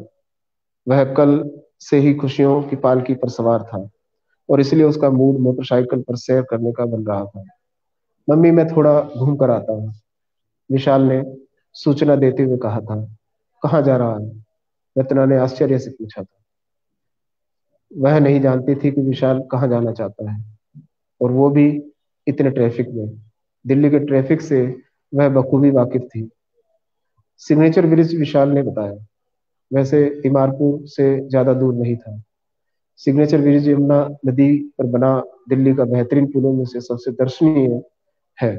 इसकी लंबाई लगभग 2 किलोमीटर तक आकी गई है।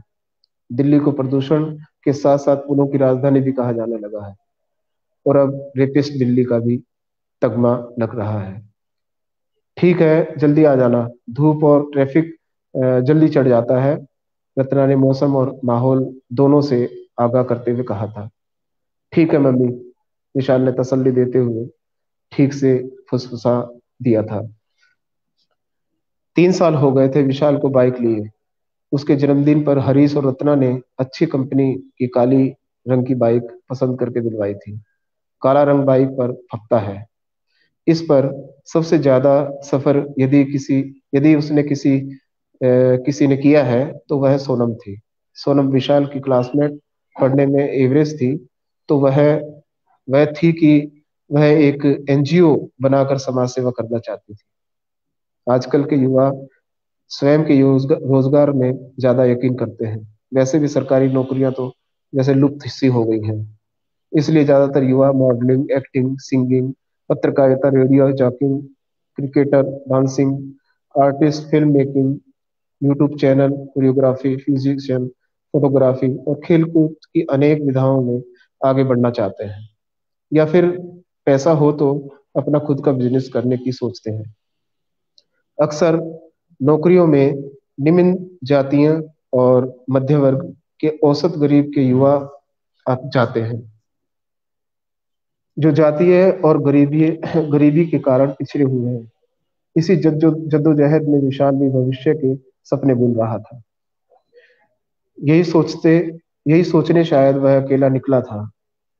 आज यही बेरोजगारी युवाओं को एकाकीपन से कब डिप्रेशन में धकेल देती है पता ही नहीं चलता। वे उन्मादियों की तरह धर्म, जाति और नेताओं की कठपुतली बनकर अपराधीकरण का हिस्सा बन जाते हैं। विशाल ने अपनी बाइक सिग्नेचर ब्रिज के बीचों बीच फुटपाथ पर खड़ी कर दी थी।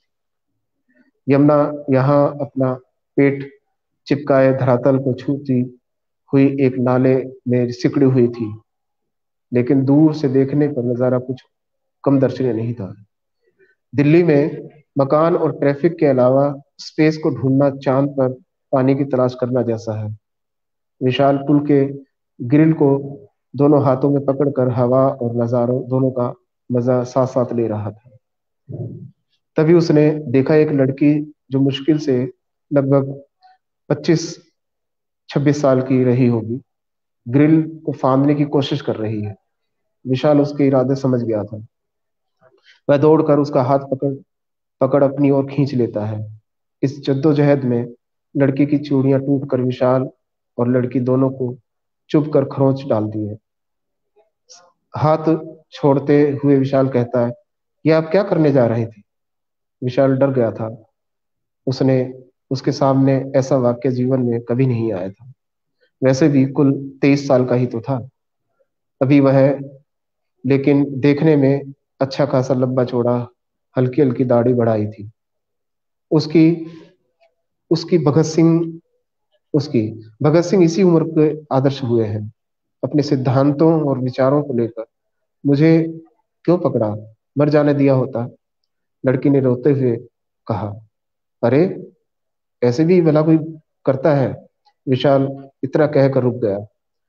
उसे समझ नहीं आ रहा था कि वह क्या करे, तो और क्या करती। लड़की शर्मिंदा थी विशाल के सामने। अच्छा, आपका नाम क्या है? विशाल दोनों की हड़बड़ाहट को सामान्य करने की कोशिश कर रहा था। दीपाली ठाकुर। दीपाली ने अपने सफेद दुपट्टे से आंसू पोंछते हुए लगभग रिरियाया था। अरे कितनी शक्तिशाली जाति से हो, और काम कायरों वाली कर रही थी। कुछ मैच नहीं हो रहा नेम सरनेम के साथ। विशाल दीपाली को उसके होने का एहसास दिला रहा था। शक्तिशाली नहीं, क्रूर है। दीपाली का बफारा जमीन के लावे की तरह फूट कर बाहर निकल आया था। वो कैसे? विशाल जानता था कि कैसे, लेकिन वह दीपाली से पूछना चाहता था ताकि उसकी व्यथा पता लगे। लड़की लड़कियां इनके लिए बोझ होती हैं। दीपाली के मुंह से जैसे दुनिया की सारी लड़कियों की आवाज आ रही। वो तो सभी जातियां समझती हैं, इसमें नया क्या है? इसका मतलब आप जान जान थोड़ी ही दे देंगी। विशाल अब अपने अनुभव से जुड़ रहा था। अब ये बताओ कि आप कूद क्यों रही थी? ये पूछकर विशाल अपनी नैतिक जिम्मेदारी निभाने की कोशिश कर रहा था। दीपाली भी अपना दुख कह देना चाहती थी, क्योंकि विशाल उसकी इस हरकत का साझेदारी जो था।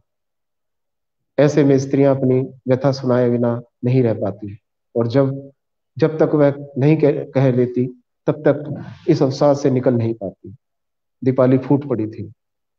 मैंने और जावेद ने 2 साल पहले अपने घर वालों की बिना मर्जी के कोर्ट में रजिस्टर मैरिज की है, और लखनऊ से छुपते छुपाते दिल्ली में शादरा आ बसे। उधर मेरे घर वाले अपनी हमारी जान के दुश्मन बन बैठे हैं, और उधर जावेद 4 दिनों से बिना बताए पता नहीं कहाँ छोड़कर चला गया, और फोन भी स्विच ऑफ आ रहा है। दीपाली को आंसू जमुना के बहाव से भी तेज बहने लगे थे। वो अपने आंसू खुद ही पहुंचे जा रही थी। विशाल लंबी सांस लेकर बहुत साफ मन से अफसोस भरी मुद्रा में खड़ा दीपाली की कथा सुनकर उसे धीरज बंधा रहा था। अब वह दीपाली की मौजूदा समस्या का हल ढूंढने की कोशिश कर रहा था। उसे पता है दीपाली बहुत तरह से फंसी हुई है, और विशाल भी अब इस चक्रव्यूह से बाहर नहीं था। जावेद काम क्या करते थे? विशाल वकीलों वाली भूमिका में था, और जज भी वही था। इस समय लक्ष्मी नगर में रेडीमेड कपड़ों के शोरूम में दीपाली हताश होकर जवाब दे रही थी। विशाल और दीपाली एक अनजान रिश्ते को नैतिकताओं की डोर में बांध रहे थे। दोनों में विश्वास बन रहा था इंसानियत के प्रति।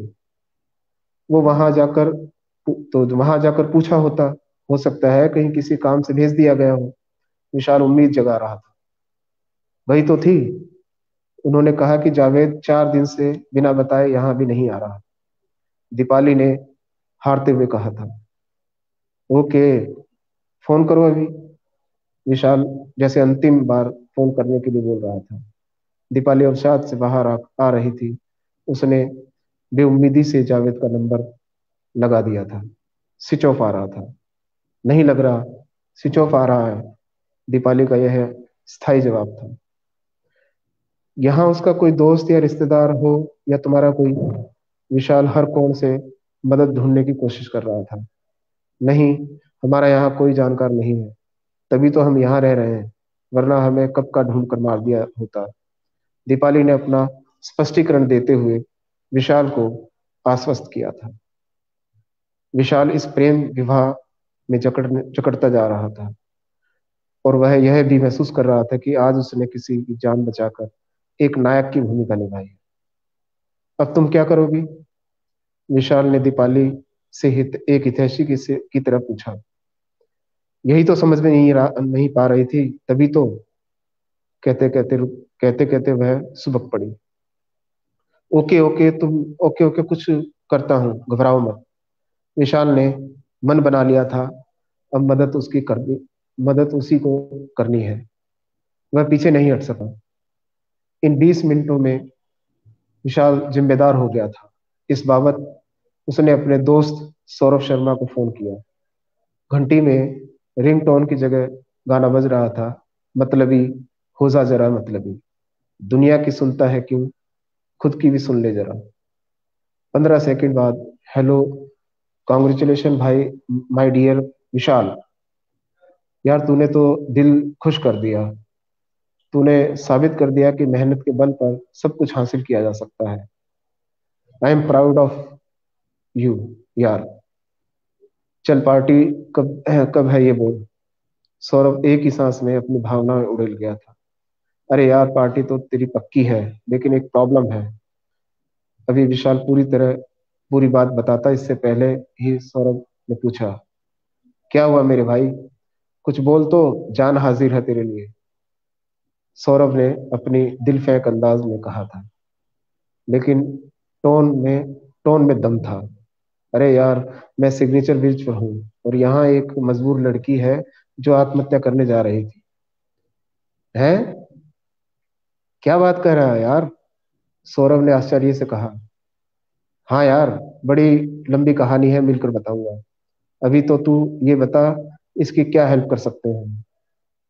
विशाल सलाह मशवरा कर रहा था गौरव से सौरभ से। अरे भाई, किस पछड़े में पड़ रहा है? दिलासा देकर निकल वहां से। ये सब बेवकूफ बनाने के फंडे हैं। सतयुग भाई, छोड़ इस धंधे को, कुछ नहीं रखा इस भलाई में। मेरी मान, छोड़ इस चक्कर को, और ये सब गैंग होती है यार। सौरभ आए दिन लूट खसोट की घटनाओं की ओर ध्यान दिला रहा था। विशाल को विशाल कुछ रुकते हुए, अरे नहीं यार, ऐसी कोई बात नहीं है। ये लव मैरिज के करके अपने घर वालों से छुपते छुपाते रह रहे थे, लेकिन इसका पार्टनर गच्चा देकर भाग गया। अब मुझे लगता है इसे अकेला छोड़ना ठीक नहीं होगा। विशाल ने सारी बात समझाते हुए कहा था। यार, तेरी बात मुझे ठीक लग रही है, और इसकी मदद भी होनी चाहिए, लेकिन हम लड़के हैं, इसे अपने साथ कैसे रख सकते हैं? कहीं रेप वेप का केस लग गया तो लेने के देने पड़ जाएंगे, और लोगों को क्या जवाब देंगे? सौरभ ने समाज के कायदे कानून समझाते हुए विशाल को आगाह किया था। मेरे बारे में लोग क्या कहेंगे इसकी मुझे चिंता नहीं, लेकिन मैं क्या कर कर सकता हूँ, मुझे इसकी फिक्र जरूर है। विशाल ने अपने सिद्धांतों को टटोलते हुए कहा था। ठीक है, ठीक है यार, तुझे पता है, तू मानेगा तो नहीं। हम एक काम कर सकते हैं, जैसे गौरव को तरकीब सूझी हो। क्या? जल्दी बता यार, विशाल ने से पूछा था। दीपाली को अजीब लग रहा था। यह एहसासी बड़ी विशाल के हाव हाव भाव पढ़ रही थी। वह एहसासी विशाल के हाव भाव पढ़ रही थी, और विशाल में उम्मीद देख रही थी। देख यार, हमें सोनम की मदद लेनी होगी। वो वो तेरी बात टालेगी भी नहीं। सौरभ ने अपनी राय बता दी थी। हाँ बिल्कुल, यही ठीक रहेगा। मैं अभी सोनम को फोन करता हूँ, फिर बात करते हैं। विशाल को जैसे हल मिल गया था इस समस्या का। उम्मीद भर गई थी उसके मन में। यह उसके जीवन का पहला मौका था। वो इतनी बड़ी मदद किसी की करने जा रहा था, और इस मौके को विशाल ने पकड़ लिया था। दीपाली, एक मिनट, मैं अपनी दोस्त से बात कर लेता हूँ। सब ठीक हो जाएगा, तुम घबराओ नहीं बिल्कुल भी। कोई भी हल जरूर निकल जाएगा। विशाल उसे ढाढ़स बढ़ाने में कोई कोर कसर नहीं छोड़ रहा था। आप मेरे आप मेरे लिए इतना क्यों परेशान होते हैं? दीपाली, इस औपचारिकता बस औपचारिक ही थी। इससे तो यह साबित हो गया था कि अब वह जाग गई थी अपनी नींद से, और अब वह आगे बढ़ना चाहती है, बढ़ाना चाहती है अपने जीवन। उसने सोनम को फोन मिला दिया था। रिंगटोन में गाना बज रहा था। मेरी राहें तेरे तक, तुझ पे ही तो मेरा हक है, मेरा इश्क तू है बेशक, तुझ पे ही तो मेरा हक है। विशाल के कानों को सुख दे रहा था। उसी की सहमति से यह रिंगटोन लगाई थी सोनम ने। 25 सेकंड के बाद फोन उठाया था सोनम ने। ये सोनम और विशाल का प्लान था कि गाने के मुखड़े तक फोन न उठाया जाए। खैर, उधर से, हेलो विशाल, कॉन्ग्रेचुलेशंस, सोनम ने अपनी पतली और सुरीली आवाज में जैसे गुनगुनाया हो। थैंक्स यार, विशाल ने सोनम की बात का जवाब दिया था। लेकिन अभी कई सवाल जवाब होने बाकी थे। और कहो, कहाँ हो? सोनम किसी किसी और मूड में थी। अच्छा यार, एक जरूरी बात करनी है। यह सुनकर सोनम कुछ सामान्य हुई। कहो, मैं सुन रही हूँ। सोनम ने जैसे छूट दे दी थी। यार, एक लड़की को तुम्हें अपने घर पे रखना होगा कुछ दिनों के लिए। क्या? सोनम के हाथों से जैसे सवालों के तोते उड़ने को बेताब हो रहे थे। उसकी आवाज अब सुरीली नहीं रह गई थी। यार, मेरी बात ध्यान से सुनो, फिर सोच कर बताओ। विशाल ने एक के बाद एक कड़ी से कड़ी जोड़ते हुए सोनम को सारा वाक्य कह सुनाया। क्या तुम्हारा दिमाग खराब हो गया है? कौन है? कहाँ से आई है? सच है या झूठ है, कौन जाने। आजकल खबरें पढ़ते देखते नहीं हो क्या? नए नए ढोंग चल रहे हैं। मदद के नाम पर लूटपाट, धोखाधड़ी, ब्लैकमेलिंग, फरेब आए दिन क्राइम स्टोरी बन बन गई है दिल्ली की। पता नहीं किस भेष में कौन क्या निकल जाए।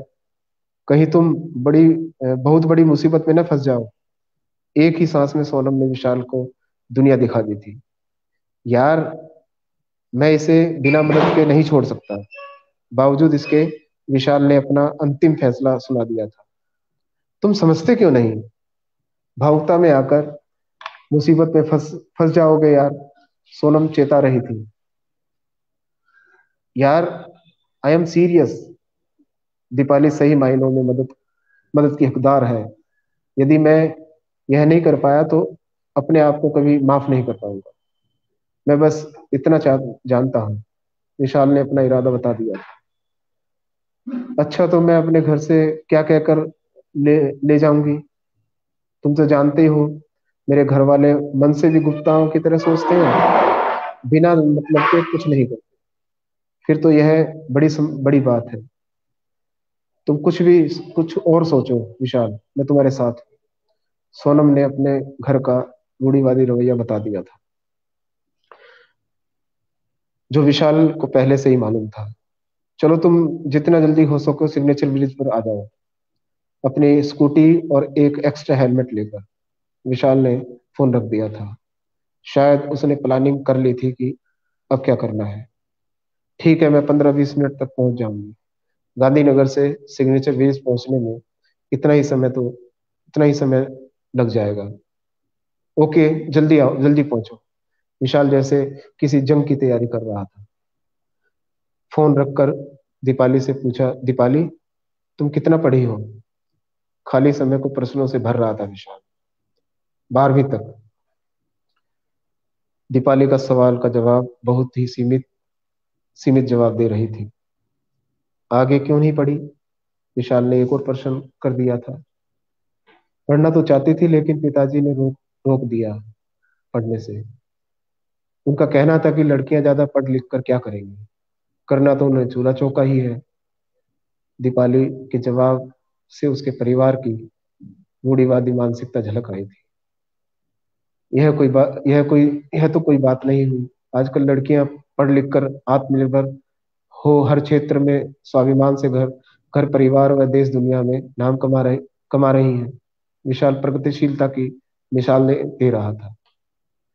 यकीनन ये सब दीपाली भी जानती थी, तभी तो उसने प्रेम विवाह किया होगा। कोई पढ़े या ना पढ़े, लेकिन वह तब भी अपने युग की चीजों को जी रहा होता है। फिर आज गूगल है, यूट्यूब है, ट्विटर है, फेसबुक और व्हाट्सएप जैसी अनेक सोशल साइट्स मौजूद हैं, जो हर किसी को सम्मान जानकारी परोसता रहता है। तो बात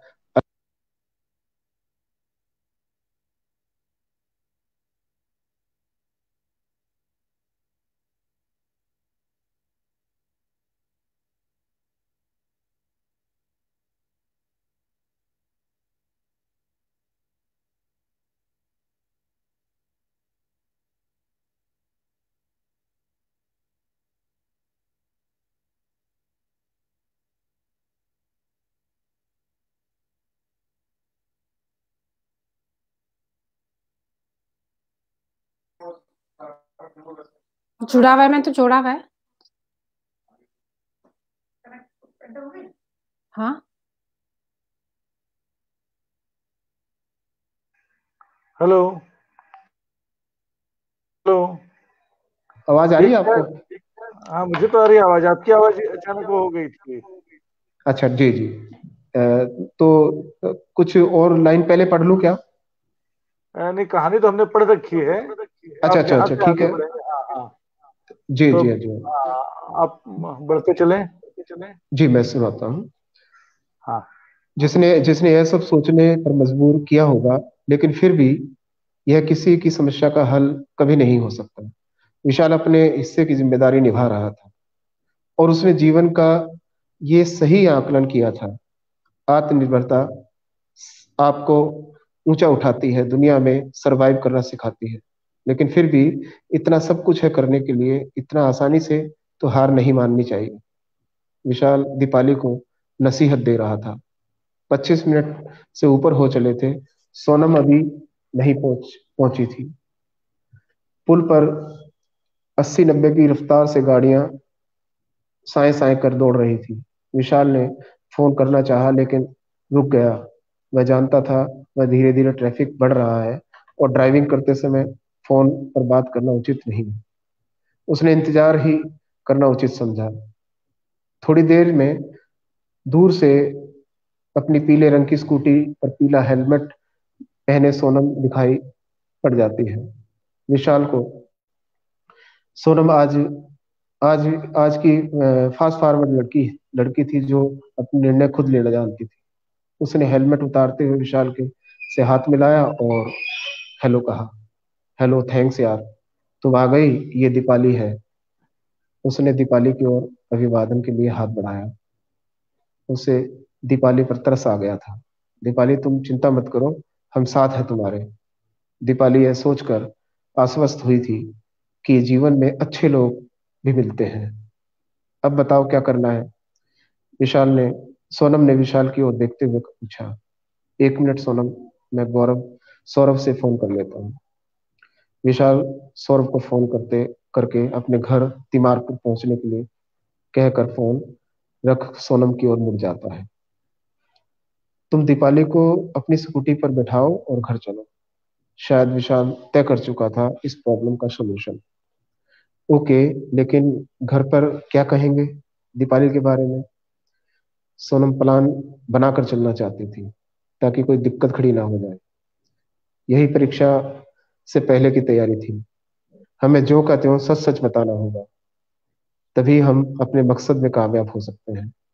झूठ में हम मात खा जाएंगे। विशाल को अपने पेरेंट्स का पूरा भरोसा था कि वो उसे और दीपाली की परेशानी को समझेंगे। चलो ठीक है, बैठो दीपाली, घबराओ मत, बिल्कुल बिल्कुल भी। विशाल के पेरेंट्स बहुत अच्छे हैं। वे तुम्हारी हेल्प जरूर करेंगे और तुम्हें अच्छा भी लगेगा उनसे मिलकर।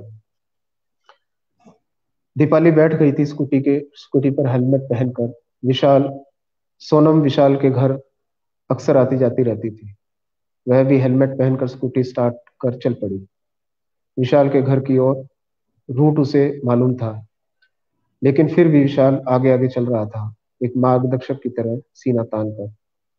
दीपाली अनजान दुनिया की भूलभुलैया में अबोध बच्चे की तरह घूम रही थी। सोच रही थी कि काश उसके माता पिता भी ऐसे होते जैसे सोनम और विशाल के माता पिता बता रहे हैं। तो यह तो ऐसी नौबत शायद ही कभी आती। उसे सोनम और विशाल से मिलकर अब जीने की इच्छा हो चली थी। वह इन दोनों से अपना खोया हुआ आत्मविश्वास पा चुकी थी। उसे अपने उसे लगने लगा था कि दुनिया को दो चार लोगों तक सीमित करके देखना गलत है। दुनिया बहुत कुछ पाने का और करने का नाम है। तीनों तिमारपुर विशाल के घर पहुंच चुके थे। पिछले 1.5 घंटे में विशाल परिपक्व व्यक्तित्व के रूप में उभर आया था। उसकी यह सोच एक जीवन बचाने में लगी थी। विशाल, सोनम और दीपाली अपने हाथ में हेलमेट लेकर फर्स्ट फ्लोर के लिए सीढ़ियां चढ़ रहे थे। लगभग 14 सीढ़ियां चढ़ने पर विशाल ने डोरबेल पर अपने सीधे हाथ की तर्जनी रख दी थी। इसी तर्जनी से बाबा साहब ने मार्ग प्रशस्त किया था, जिसके कारण आज विशाल अपनी नैतिकताओं को जी रहा था। दरवाजा खुला। रत्ना तीसरी अनजान परेशान दिख रही लड़की को देख रही। ये कौन है? पहले कभी देखा नहीं इसे। माँ, ये दीपाली है। इतना बोलकर वह सब पका सा गया था, लेकिन सोनम ने मोर्चा संभालते हुए कहा, आंटी ये परेशान हालत में है, सो हम इसे आपके पास लेकर आए हैं। आप ही इसकी समस्या का हल निकालें। सोनम ने रत्ना की नब्ज पकड़ ली थी। विशाल लंबी सांस लेकर जैसे दुविधा से बाहर निकल आया हो। वह दीपाली और सोनम को बैठने के लिए कहकर उसके उनके साथ साथ सोफे पर बैठ जाता है। अच्छा तुम बैठो, मैं आती हूँ। रत्ना रसोई से पानी लेकर आती है। उधर इधर दीपाली इस घर में आकर शांति और परिवार को महसूस कर रही होती है। वह देख रही थी सामने दीवार पर डॉक्टर अंबेडकर की फोटो से सज्जित एक कैलेंडर लगा था और वहीं एक और शोकेस में प्रतीक चिन्ह के रूप में सम्मान पत्र और बुद्ध अंबेडकर की मूर्ति सिर्फ सजे हुए थे। उसे यहाँ मानवीय वातावरण का एहसास हो गया था जो कभी उसने देखा नहीं था। हाँ, जावेद की बातों में जरूर वह यह सब देख पाती थी। लो पानी पियो और आराम से बताओ आखिर परेशानी क्या है। रत्ना आज छुट्टी पर थी। मम्मी, ये दीपाली आज मुझे सिग्नेचर ब्रिज पर मिली और वहां अब ये आपके सामने है आपकी मदद के लिए। विशाल ने पूरी कहानी कह सुनाई अपनी माँ रत्ना को। रत्ना ने एक लंबी सांस ली और विशाल की ओर गर्व से देखने लगी। वही दीपाली को देखकर गहरी सांस सोच में पड़ गई थी। हरीश बाथरूम से नहाकर बैठक में आ गया था और आते ही अपनी उपस्थिति दर्ज कराता बोला, भाई क्या विमर्श चल रहा है, जरा हमें भी तो पता चले। और अपनी जगह बनाते हुए बैठ गया। हमारे विशाल ने आज दीपाली की मदद की है और यहाँ लेकर आया है। रत्ना फक्र से बता रही थी हरीश को। हरीश उत्सुक था, ऐसी क्या मदद कर रही थी विशाल ने। हरीश के लहजे में बाप वाली टोन शामिल थी। पापा, यह है दीपाली है और सिग्नेचर ब्रिज पर अब इसे यहाँ ले आया हूँ। विशाल ने एक बार और पूरी कथा सुना दी थी और उसे तसल्ली यह थी कि अब यह अपने घर में बैठकर दीपाली की आगे समस्या पर बात कर रहा था। समस्या बहुत गंभीर है और इससे पहले तो हमें इसकी रिपोर्ट पुलिस थाने में करानी चाहिए ताकि जावेद की कोई खबर मिल सके, तो हमें सूचना मिल सके। आजकल का माहौल बहुत खराब चल रहा है, जहां देखो जाति धर्म को लेकर मारकाट मची हुई है। हरीश ने मौजूदा सांप्रदायिक माहौल से रूबरू कराते हुए कहा था। हाँ, आप ठीक कहते हैं, तभी हम दीपाली की कुछ मदद कर पाएंगे। रत्ना ने हरीश की बात में इजाफा किया था। विशाल और सोनम भी सहमत थे, लेकिन दीपाली झिझकते हुए बोली, यदि मेरे और जावेद के घर वालों को पता लगेगा तो अच्छा नहीं होगा। वे मुझे ढूंढ कर मार डालेंगे। दीपाली डर गई थी। तुम घबराओ मत, हम तुम्हारे साथ हैं, लेकिन पुलिस में रिपोर्ट तो करनी जरूरी है। इसके बिना हम ज्यादा मदद नहीं कर पाएंगे। रत्ना ने दीपाली का हाथ और कंधे सहलाकर ढाढ़स बंधाते हुए कहा। दीपाली कुछ न बोल सकी, लेकिन इससे उसकी सहमति थी, क्योंकि अब उसके पास कोई चारा नहीं था। वैसे वैसे तुमने बहुत बहादुरी का कदम उठाया है। आज जब रूढ़िवादिता और कट्टरता कदम कदम पर अपना वर्चस्व बनाए हुए है, इनके चलते ऑनर किलिंग आम बात हो चुकी है। यह खतरा जिंदगी भर बना ही रहता है। रत्ना जैसे दीपाली का हौसला बढ़ा रही थी। लेकिन अब मैं क्या करूंगी अकेली, दीपाली यह कहते हुए भपक पड़ी थी। ऐसा नहीं कहते, सब ठीक हो जाएगा। रत्ना ने इस बार उसके चेहरे को अपनी हथेलियों में भरते हुए कहा था। सोनम, तुम इसे समझाओ, मैं तुम सबके लिए कुछ लाती हूँ। जी आंटी, मैं भी आपकी मदद कर देती हूँ, सोनम ने अपनापन जताते हुए कहा था। हाँ, वो दिन भी आने वाला है सोनम। रत्ना मुस्कुराते हुए किचन की ओर बढ़ गई थी। सोनम शर्मा जाती है। तभी डोरबेल बजती है। सौरभ है, मैं खोलता हूँ, विशाल ने उठते हुए कहा। दरवाजा खुलते ही कॉन्ग्रेचुलेशन यार, सौरभ ने विशाल के गले मिलते हुए कहा था। नमस्ते अंकल जी। और कहीं सामने बैठे विशाल के पिता हरीश को भी अभिवादन किया। दीपाली को भी औपचारिकता में सर हेलो हिलाकर फुसफुसाया था। आओ आओ पंडित जी, हरीश ने सौरभ को बुलाने में कहा था। आप भी ना अंकल, असली पंडित तो विशाल है जो आज इसने साबित कर दिया। हरीश मन ही मन मुस्कुराता है। सोनम भी दीपाली के साथ बैठी मुस्कुरा रही थी। दीपाली कुछ समझ नहीं पा रही थी कि ऐसी स्थिति में वह क्या करे। दीपाली, ये विशाल कॉलेज में फर्स्ट क्लास फर्स्ट आया है। दीपाली विशाल की ओर देखकर मुस्कुराने के नाम पर अपने होंठ ही हिला पाती है। रत्ना चाय और बिस्कुट ले आती है और टेबल पर रखते हुए सभी को चाय पीने को कहती है। तभी दीपाली मुंह पर हाथ रख उठ खड़ी होती है और वॉश मशीन की ओर को खोजने की कोशिश करने इधर उधर देखती है। उसे उल्टी आई थी। क्या हुआ दीपाली? रत्ना पूछ रत्ना पूछते हुए उसे वॉश मशीन तक ले गई। सोनम भी कुछ समझ नहीं पाई। क्या हुआ दीपाली? क्या हुआ दीपाली? सोनम ने मुंह से स्वाभाविक ही यही निकला था।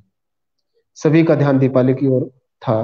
रत्ना ने दीपाली की पीठ सहलाते हुए धीरे से पूछा, कौन सा महीना है? दीपाली उल्टी कर चुकी थी। रत्ना भाप गई थी कि दीपाली पेट से है। तीसरा, दीपाली ने अपनी सफेद चुन्नी से मुंह पोंछते हुए कहा। ऐसी हालत में तुम ये करने चली थी? रत्ना ने धीरे से लेकिन डांटते हुए कहा था। मुझे कुछ नहीं सूझ रहा था। मैं बहुत परेशान थी और अकेली पड़ गई थी आंटी जी। दीपाली ने अपने पक्ष की बात रखती थी। कोई बात नहीं, सब ठीक हो जाएगा, हौसला नहीं हारते। रत्ना ने एक बार फिर दीपाली को ढाढ़स बंधाते हुए कहा। क्या हुआ आंटी जी? दीपाली दीपाली को सोनम जुड़ गई थी दीपाली की चिंता से। अरे भाई, दीपाली प्रेग्नेंट है। सोनम मुंह पर हाथ रखते हुए शर्मा गई थी, लेकिन उसने दीपाली को कॉन्ग्रेचुलेशन भी कहा था। सभी ने दीपाली की ओर आशा की नजर से देखा था। ऐसे में तुम्हें अपना विशेष ध्यान रखना होगा, समझी? अब हम दीपाली को अकेला नहीं छोड़ सकते, लेकिन करें भी तो करें क्या? रत्ना जैसे इस समस्या का सुझाव मांग रही हो। रत्ना जी, आपको सावित्रीबाई फुले बनने का मौका मिल रहा है, इससे चूको मत। रत्ना हरीश का मतलब समझ गई थी, लेकिन उसके मन में उथल पुथल मची हुई थी। यह सब कैसे होगा? आप सही कहते हैं। बिना पुरुष के यह समाज औरत को किस तरह से देखता है, यह इस देश की हर स्त्री अच्छी तरह से जानती है। यदि स्त्री विधवा होती तो वह एक बार नहीं, तीन और से तीन और से विधवा होती है। एक तो पति की ओर से, दूसरा परिवार की ओर से, तीसरा समाज की ओर से। और दीपाली तो इस समय चार ओर से घिरी हुई है। रत्ना उपदेश की तरह लगभग झिल्लाते हुए एक सांस में बोल रही थी। सही मायनों में तो आज हर औरत को सावित्रीबाई फुले बनने की जरूरत है। तभी स्त्रियां अपने आप को इस पुरुषवादी मानसिकता से सुरक्षित रख पाने में कामयाब हो पाएंगी। हाँ तो निभाओ अपना रोल, हम सब तुम्हारे साथ हैं। ये कहकर हरीश ने रत्ना का मनोबल बढ़ाया था। तो ठीक है दीपाली, अब हमारे साथ ही रहेगी, और सबसे पहले इसका सारा सामान यहाँ ले आना होगा। रत्ना ने जैसे आदेश दे दिया, लेकिन दीपाली को घर के काम में मेरा हाथ बटाना होगा। ये मदद उसको फ्री में नहीं मिलने वाली। क्यों आप सब सहमत? क्या सब आप क्या कहते हैं? सभी ने स्कूली बच्चों की तरह एक साथ हाँ में हाँ, बिल्कुल, सबने हाँ में हाँ मिला दी थी। दीपाली की आंखों दीपाली की आंखें भर आई थी। अब दीपाली को गले लगा सोनम ने दीपाली को गले लगा लिया था। अच्छा भाई, इसी बात पर चिकन पुलाव किस किस को खाना है? मुझे तो बहुत भूख लग रही है, और पुलाव पापा ने बनाया है। विशाल रात वाले पुलाव की बात कर रहा था जो बच गया था। पहले इन सब से पूछ तो लो कि ये सब रात का बचा चिकन पुलाव खा लेंगे। हरीश सबकी ओर देखते हुए कहता है। सोनम और सौरभ तो खाते हैं, लेकिन दीपाली का नहीं पता। विशाल दीपाली की ओर इशारा करते हुए कहता है। लव मैरिज करने वाले सब खाते हैं, रत्ना ने दीपाली की ओर देखते हुए कहा। दीपाली कुछ न बोल पाई। सौरभ, तुम चिकन खाते हो? हरीश सौरभ की तरफ देखते हुए पूछता है। हाँ अंकल, चोरी छिपे खा लेता हूँ। घर वाले तो पक्के ब्राह्मणवादी हैं। सौरभ ने ब्राह्मणवाद का मजाक उड़ाते हुए कहा था। मुझे आज की युवा पीढ़ी पर गर्व होता है। हमारी पीढ़ी तो इन दकियानूसी परंपराओं को ढोते ढोते अब बूढ़ी हो चुकी है। मुझे यकीन है कि तुम जैसे नई सोच के युवा इस देश को निकालोगे, इस देश को निकालोगे इस गर्त से बाहर। देखो तो तुम्हारी दुनिया कितनी खूबसूरत है। हरीश बहुत गंभीर और गर्व से भर गया था। अचानक दीपाली का फोन बज उठता है। दीपाली को जैसे करंट सा लगा हो। वह अपने कुर्ते की जेब में फुर्ती से फोन निकालने के लिए हाथ डालती है। तभी उसकी इस फुर्ती को देखकर अचंभित सभी उसकी इस फुर्ती को देखकर अचंभित हो रहे थे। दीपाली खुद हैरान थी कि किसका फोन होगा। शायद किसी कंपनी का या फिर जावेद का हो। रिंगटोन एक गाने की धुन बज रही थी। लब पे आती है दुआ बन के तमन्ना मेरी। इस गीत से वातावरण में शांति छा गई थी। दीपाली मोबाइल की स्क्रीन पर देखती है। जावेद लिखा आ रहा था। उसके हाथ पांव कांप रहे थे। फोन रिसीव करने के लिए लाल लाल गाल लाल गोले लाल गोले को ऊपर ऊपर की ओर पॉक स्विप किया था और घबराते हुए उसकी आवाज निकली थी, हेलो। प्रति उत्तर में उधर से भी आवाज आई, हेलो दीपाली। आवाज जावेद की ही थी। वह फपक पड़ी, जैसे उसमें पुनः जीवन का संचार हो गया। रत्ना जैसे उसके आंसू में आंसू मिला रही थी। सोनम, गौरव, विशाल हतप्रभ से देख रहे थे, जैसे उन्हें कोई खोई हुई चीज मिल गई हो। तुम कहाँ हो 4 दिनों से, और मुझे बताया भी नहीं। दीपाली रोते हुए झल्ला पड़ी, जैसे वह अपने एकाकी और हताश दिनों को कोस रही थी। अभी तुम कहाँ हो? मैं तिमारपुर। दीपाली के इशारे समझकर विशाल ने धीरे से बताया। बहुत देर तक दीपाली पूछती रही। जावेद सफाई में अपनी पूरी कहानी बताता रहा। दीपाली रोती रही, तुमने फोन क्यों नहीं किया? दीपाली ने हाथ पटकते हुए गूंदे गले से चिल्लाते हुए पूछा। जावेद ने बताया, जैसे ही मैं दुकान से 10 बजे रात को छुट्टी कर कर आ रहा था, तो 2 लड़के मुझसे टकरा कर आगे भाग आगे भागे। पुलिस वाले उसके पीछा कर रहे थे। उनमें से टकरा उनमें उनसे टकरा कर मैं गिर गया था। पुलिस वाले मुझे पकड़कर थाने ले गए और वहां उन्होंने मेरा फोन जब्त कर स्विच ऑफ कर दिया था। मेरा नाम पूछा। जैसे ही मैंने अपना नाम जावेद बताया, वे मुझे मारने धमकाने लगे। मुझसे आईडी मांगी। मेरे पास आईडी कहाँ से आती? मुझे 4 दिन तक पकड़े रखा। वो तो एक पुलिस वाला मुसलमान था। उसने मुझसे सही सही बात बताने को कहा। मैंने बताया तो उसने अपने से ऊपर पुलिस वाले को समझा बुझाकर मुझे छुड़वाया। मैं अभी अभी लौट कर आया हूँ। जावेद डरा हुआ अपने घर बैठा था। मैं आ रही हूँ, बिलखते हुए दीपाली ने बस इतना ही कहा था। इधर रत्ना, सोनम, विशाल और सौरभ ने जैसे दीपाली के इर्द गिर्द सुरक्षा की छतरी तान रखी थी, और हरीश इस छतरी का स्तंभ बनकर खड़ा था। बहुत बहुत शुक्रिया।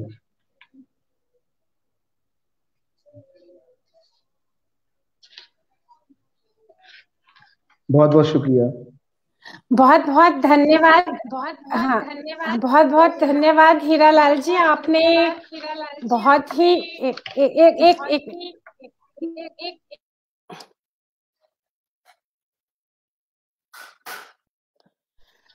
आपने जेंडर, धर्म, जाति को लेके जो समाज में माइंडसेट बना हुआ है उसको बदलने की कहानी बहुत ही कोमल मुलायम सी आवाज में पढ़ी, एकदम मंथर गति से। बहुत बेहतरीन पाठ। इसके लिए मैं आपको बहुत धन्यवाद देती हूँ, और मैं आमंत्रित करती हूँ प्रियदर्शन जी को इस आलोचना वक्तव्य के लिए।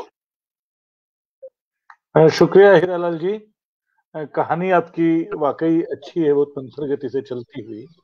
कहानी के पहले सकारात्मक पहलू हैं उन पे मैं बात करूंगा। ये कहानी बहुत स्पष्ट ढंग से हमारे समकालीन समय के कई सवालों को संबोधित करती चलती है। यानी एक तरफ जो दलित विमर्श है वो इसमें मौजूद है, लव जिहाद के नाम पे जो एक कम्युनल किस्म का एंगल है उसकी आलोचना यहाँ मौजूद है, पुलिस प्रशासन का दलितों को लेके जो रवैया रहता है वो यहाँ मौजूद है। वो बहुत सारी चीजें इस कहानी में हैं जो इसको बिल्कुल समकालीन बनाती हैं। बल्कि ये दिखाई पड़ता है कि लेखक की चौकन्नी नजर इन तमाम मसलों पे है, यानी वो हमारे समय का एक समकालीन भाष्य तैयार कर रहा है। दो तीन बातें मैं कहना चाहूंगा जरूर। एक बात जो मतलब आरक्षण को लेकर जो एक दुविधा दिखाई पड़ती है लेखक के मन में, जो इस बात से व्यक्त हुई कि विशाल टॉपर है। अच्छा, जो दूसरी अच्छी बात इस कहानी में है, अमूमन जब इस तरह की कहानियां लिखी जाती हैं तो किसी एक पक्ष की ओर खड़ी हो जाती हैं, जो लेकिन इस कहानी में स्त्रियां भी हैं, अपर कास्ट भी है, मुस्लिम भी हैं, सब मिलकर जैसे एक नया समाज बनाना चाहते हैं। तो ये उस ढंग से एक सदाशयी कहानी है। अब मैं ठीक ठीक नहीं कह सकता कि इसका वास्तविकता से कितना मेल है। यानी आरक्षण के बिना विशाल ने जो जगह हासिल कर ली, क्या वाकई विश्वविद्यालयों में वो इतनी आसानी से हासिल हो जाती है? क्या जीवन में जो विशाल अगली नौकरी के लिए जाएगा किसी प्राइवेट सेक्टर या निजी से ये सरकारी नौकरी के लिए, तो क्या उसको फिर उन स्थितियों का सामना नहीं करना पड़ेगा जो जनना उसके साथ जुड़े हैं? ऐसी कहानियां हिंदी में हैं। जैसे मुझे ममता कालिया की कहानी याद आती है, बहुत पुरानी, कि उसमें एक लड़का अपने आप को पिछड़ी जाति का सर्टिफिकेट लेके जाता है और एक बड़े आईआईटी के या ऐसे किसी संस्थान में दाखिला ले लेता है। वहां सब बड़े खुश होते हैं कि यार तू तो एसटीएससी से आता है लेकिन पढ़ने में तो तू बड़ा तेज है। धीरे धीरे 4 साल में उसको लगता है कि वो कहीं कोई भेदभाव उसके साथ नहीं हो रहा है, सारी चीजें मैटर कर रही हैं, तो सिर्फ ये मैटर कर रही हैं कि पढ़ने में वो कितना तेज है। जो तेज नहीं है वो पीछे छूट रहे हैं और उसकी जाति यहाँ आड़े नहीं आ रही है, जो बताई हुई जाती है। लेकिन अंत में पता चलता है कि उस लड़की से प्रेम करता है वो उसकी जाति के आधार पर उसको किनारे कर देती है, यानी जो घोषित उसकी जाति है एससी के आधार पे। तो आरक्षण का जो सवाल है वो इतना आसान सवाल नहीं है कि प्रतिभा से लोग, ठीक है कि रत्ना और विशाल हरीश के बेटे ने वो हासिल कर लिया, लेकिन हर बच्चे को ना सहूलियत मिल सकती है, और जो पूरा कोचिंग का दुष्चक्र है, सामाजिक सेटअप का जो दुष्चक्र है, तो ये एक विवादित सवाल है जो इस कहानी में मेरे सामने आता है। यही बात असल में जो ये पूरी सदाशयी ढंग से लिखी गई कहानी है, जो बहुत अच्छी बात है, जो पॉजिटिव बात है, लेकिन इसके नेगेटिव पक्ष हैं। यानी हमें ऐसे लड़के आमतौर पे नहीं मिलते जितनी आसानी से इन घरों में जाने को तैयार हो जाए। वो मिल रहे हैं, बढ़ रहे हैं, लेकिन पहले भी थे इतनी तादाद में। एक बात तो ये। दूसरा, मैं थोड़ा सा इसके शिल्प में बोलूंगा। मेरे हिसाब से कुछ लंबी कहानी हो गई। जैसे मुझे लगता है कि जो अक्सर एक बड़े कथाकार का कथन है कि अगर कहानी में कोई बंदूक हो तो चलनी चाहिए। यहाँ कई बार मुझे लगता है बहुत सारे प्रसंग, जैसे शतरंज, इस पूरी कहानी में शतरंज का कोई हेलो आवाज आ रही है? आप क्या सुन पा रहे थे जो मैं कह रहा था? हेलो हीरालाल राजस्थानी जी, क्या आप मेरी बात सुन पा रहे थे? हेलो हेलो खैर, हाँ हेलो तो हेलो हाँ आ रही आवाज मेरी? मेरे ख्याल से आप बोलते रहिए क्योंकि वो बाद में तो सुन ही लेंगे। अच्छा ठीक। हाँ, तो मैं बोल रहा हूँ कि कहानी एक लिहाज से बहुत अच्छी कहानी है। नहीं, कुछ नहीं, वो तो उसमें कुछ। हेलो, क्या मेरी आवाज जा रही है? हेलो हेलो आपकी आवाज प्रियदर्शन जी, आ रही है? प्रियदर्शन जी, आप सुन पा रहे हैं? आप हमें आपकी आवाज बिल्कुल ठीक से आ रही है। आप बोलना जारी रखिए। जो थोड़ा पोर्शन मिस होगा वो हीरालाल जी बाद में सुन लेंगे ना, वो उनका इंटरनेट कनेक्शन प्रॉब्लम है, बाकी सबको सुनाई पड़ रहा है जी। ठीक है। तो मैं बता रहा हूँ, कहानी कई लिहाज से बहुत अच्छी है।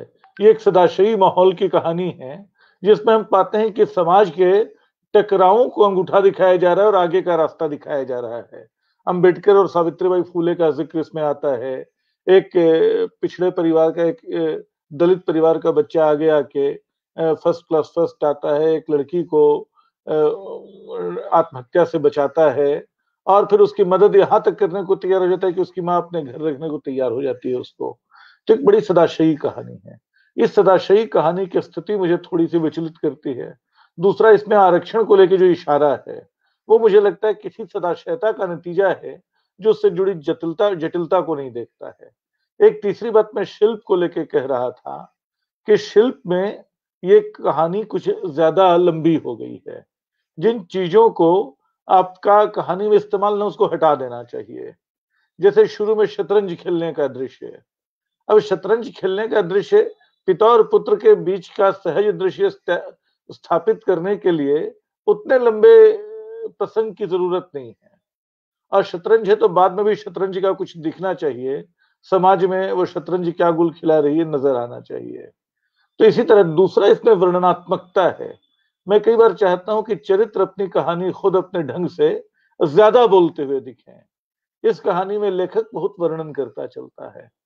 अगर इन दो चीजों को छोड़ दें जिसके चलते कहानी थोड़ी लंबी हो गई, तो ये कहानी हमारे समय में एक अच्छी कहानी है, एक प्रगतिशील कहानी है जो आगे बढ़ने का रास्ता खोलती है। धन्यवाद जी, मेरी बात खत्म हुई और आप जी धन्यवाद प्रियदर्शन जी। आप हाँ, धन्यवाद प्रियदर्शन जी आपके आलोचकीय वक्तव्य के लिए। आपने बहुत कम भाषा में इतनी सटीक बातें बोल दी जो मुझे बिल्कुल बोलना नहीं आया, इसके लिए आप माफ कर रहे हैं आप लोग। हीरालाल जी आपको डायरेक्ट बोलते हुए तो सुन पा रहे थे, लेकिन जुड़ नहीं, हम उनको सुनते हुए नहीं देख पाए, इसका अफसोस है। शायद उनके इंटरनेट में थोड़ी सी कनेक्शन में प्रॉब्लम है, जो वो बाद में सुन लेंगे। वो काफी उत्साहित थे इस बात को लेके कि आप उन पे आलोचकीय टिप्पणी करेंगे, लेकिन हम उन्हें सुनते हुए देख नहीं पाए। तो वो भी उसके बाद एक आध बातें वो भी अपनी तरफ से कहते तो मुझे अच्छा लगता। मैं बस आधा मिनट का टाइम और ले रही हूँ कि मैं एक बार उनको रूबरू नमस्कार और थैंक यू करना चाहती हूँ। तो अगर वो दिख जाएं तो मुझे कार्यक्रम खत्म करते हुए ज्यादा अच्छा लगेगा। तब तक मैं आपसे ये कह दूं कि उनके आते हुए मैं धन्यवाद करना चाहती हूँ। और 4 बजे हम लोग के यहाँ पे कवियों का जुटान है, 5 कवि जुड़ रहे हैं। इकबाल रब्बी जी, राजेश शकलानी, भास्कर चौधरी हैं, रजत कृष्ण जी हैं और विशाल श्रीवास्तव जी हैं। संचालन करेंगे निर्देश प्रजापति जी। तो हमें अच्छा लगेगा अगर आप लोग भी इसका हिस्सा बनेंगे तो। और मुझे लग रहा है इनका इंटरनेट कनेक्ट नहीं हो पा रहा है, तो हीरालाल राजस्थानी जी, इन्होंने जो कहानी पढ़ी और सदाशयी चीजों और बदलते माइंडसेट के लिए जितने अच्छे इशारे इन्होंने किए, इनके लिए मैं उनको बहुत धन्यवाद बोलना चाहती हूँ। बहुत सारे अच्छे सूत्र इस कहानी से निकले, वो तो प्रियदर्शन जी बता ही चुके हैं। प्रियदर्शन जी, मैं आपके लिए कहानी पाठ के लिए और आपकी आलोचकीय टिप्पणी जो बहुत ही धारदार थी, वो मुझे सिखा के गई थोड़ा सा कि आगे से छोटे में कैसे अच्छे ढंग, सटीक ढंग से बोलना है। इसके लिए भी मैं आपकी शुक्रगुजार हूँ। नमस्कार। और आप सारे ही दर्शकों से भी मैं जो जुटे रहे और लगातार अपनी टिप्पणियों से प्रोत्साहन बताते रहे, उनका भी मैं धन्यवाद करती हूँ। उम्मीद है आप लोग हमें 4 बजे भी मिलेंगे।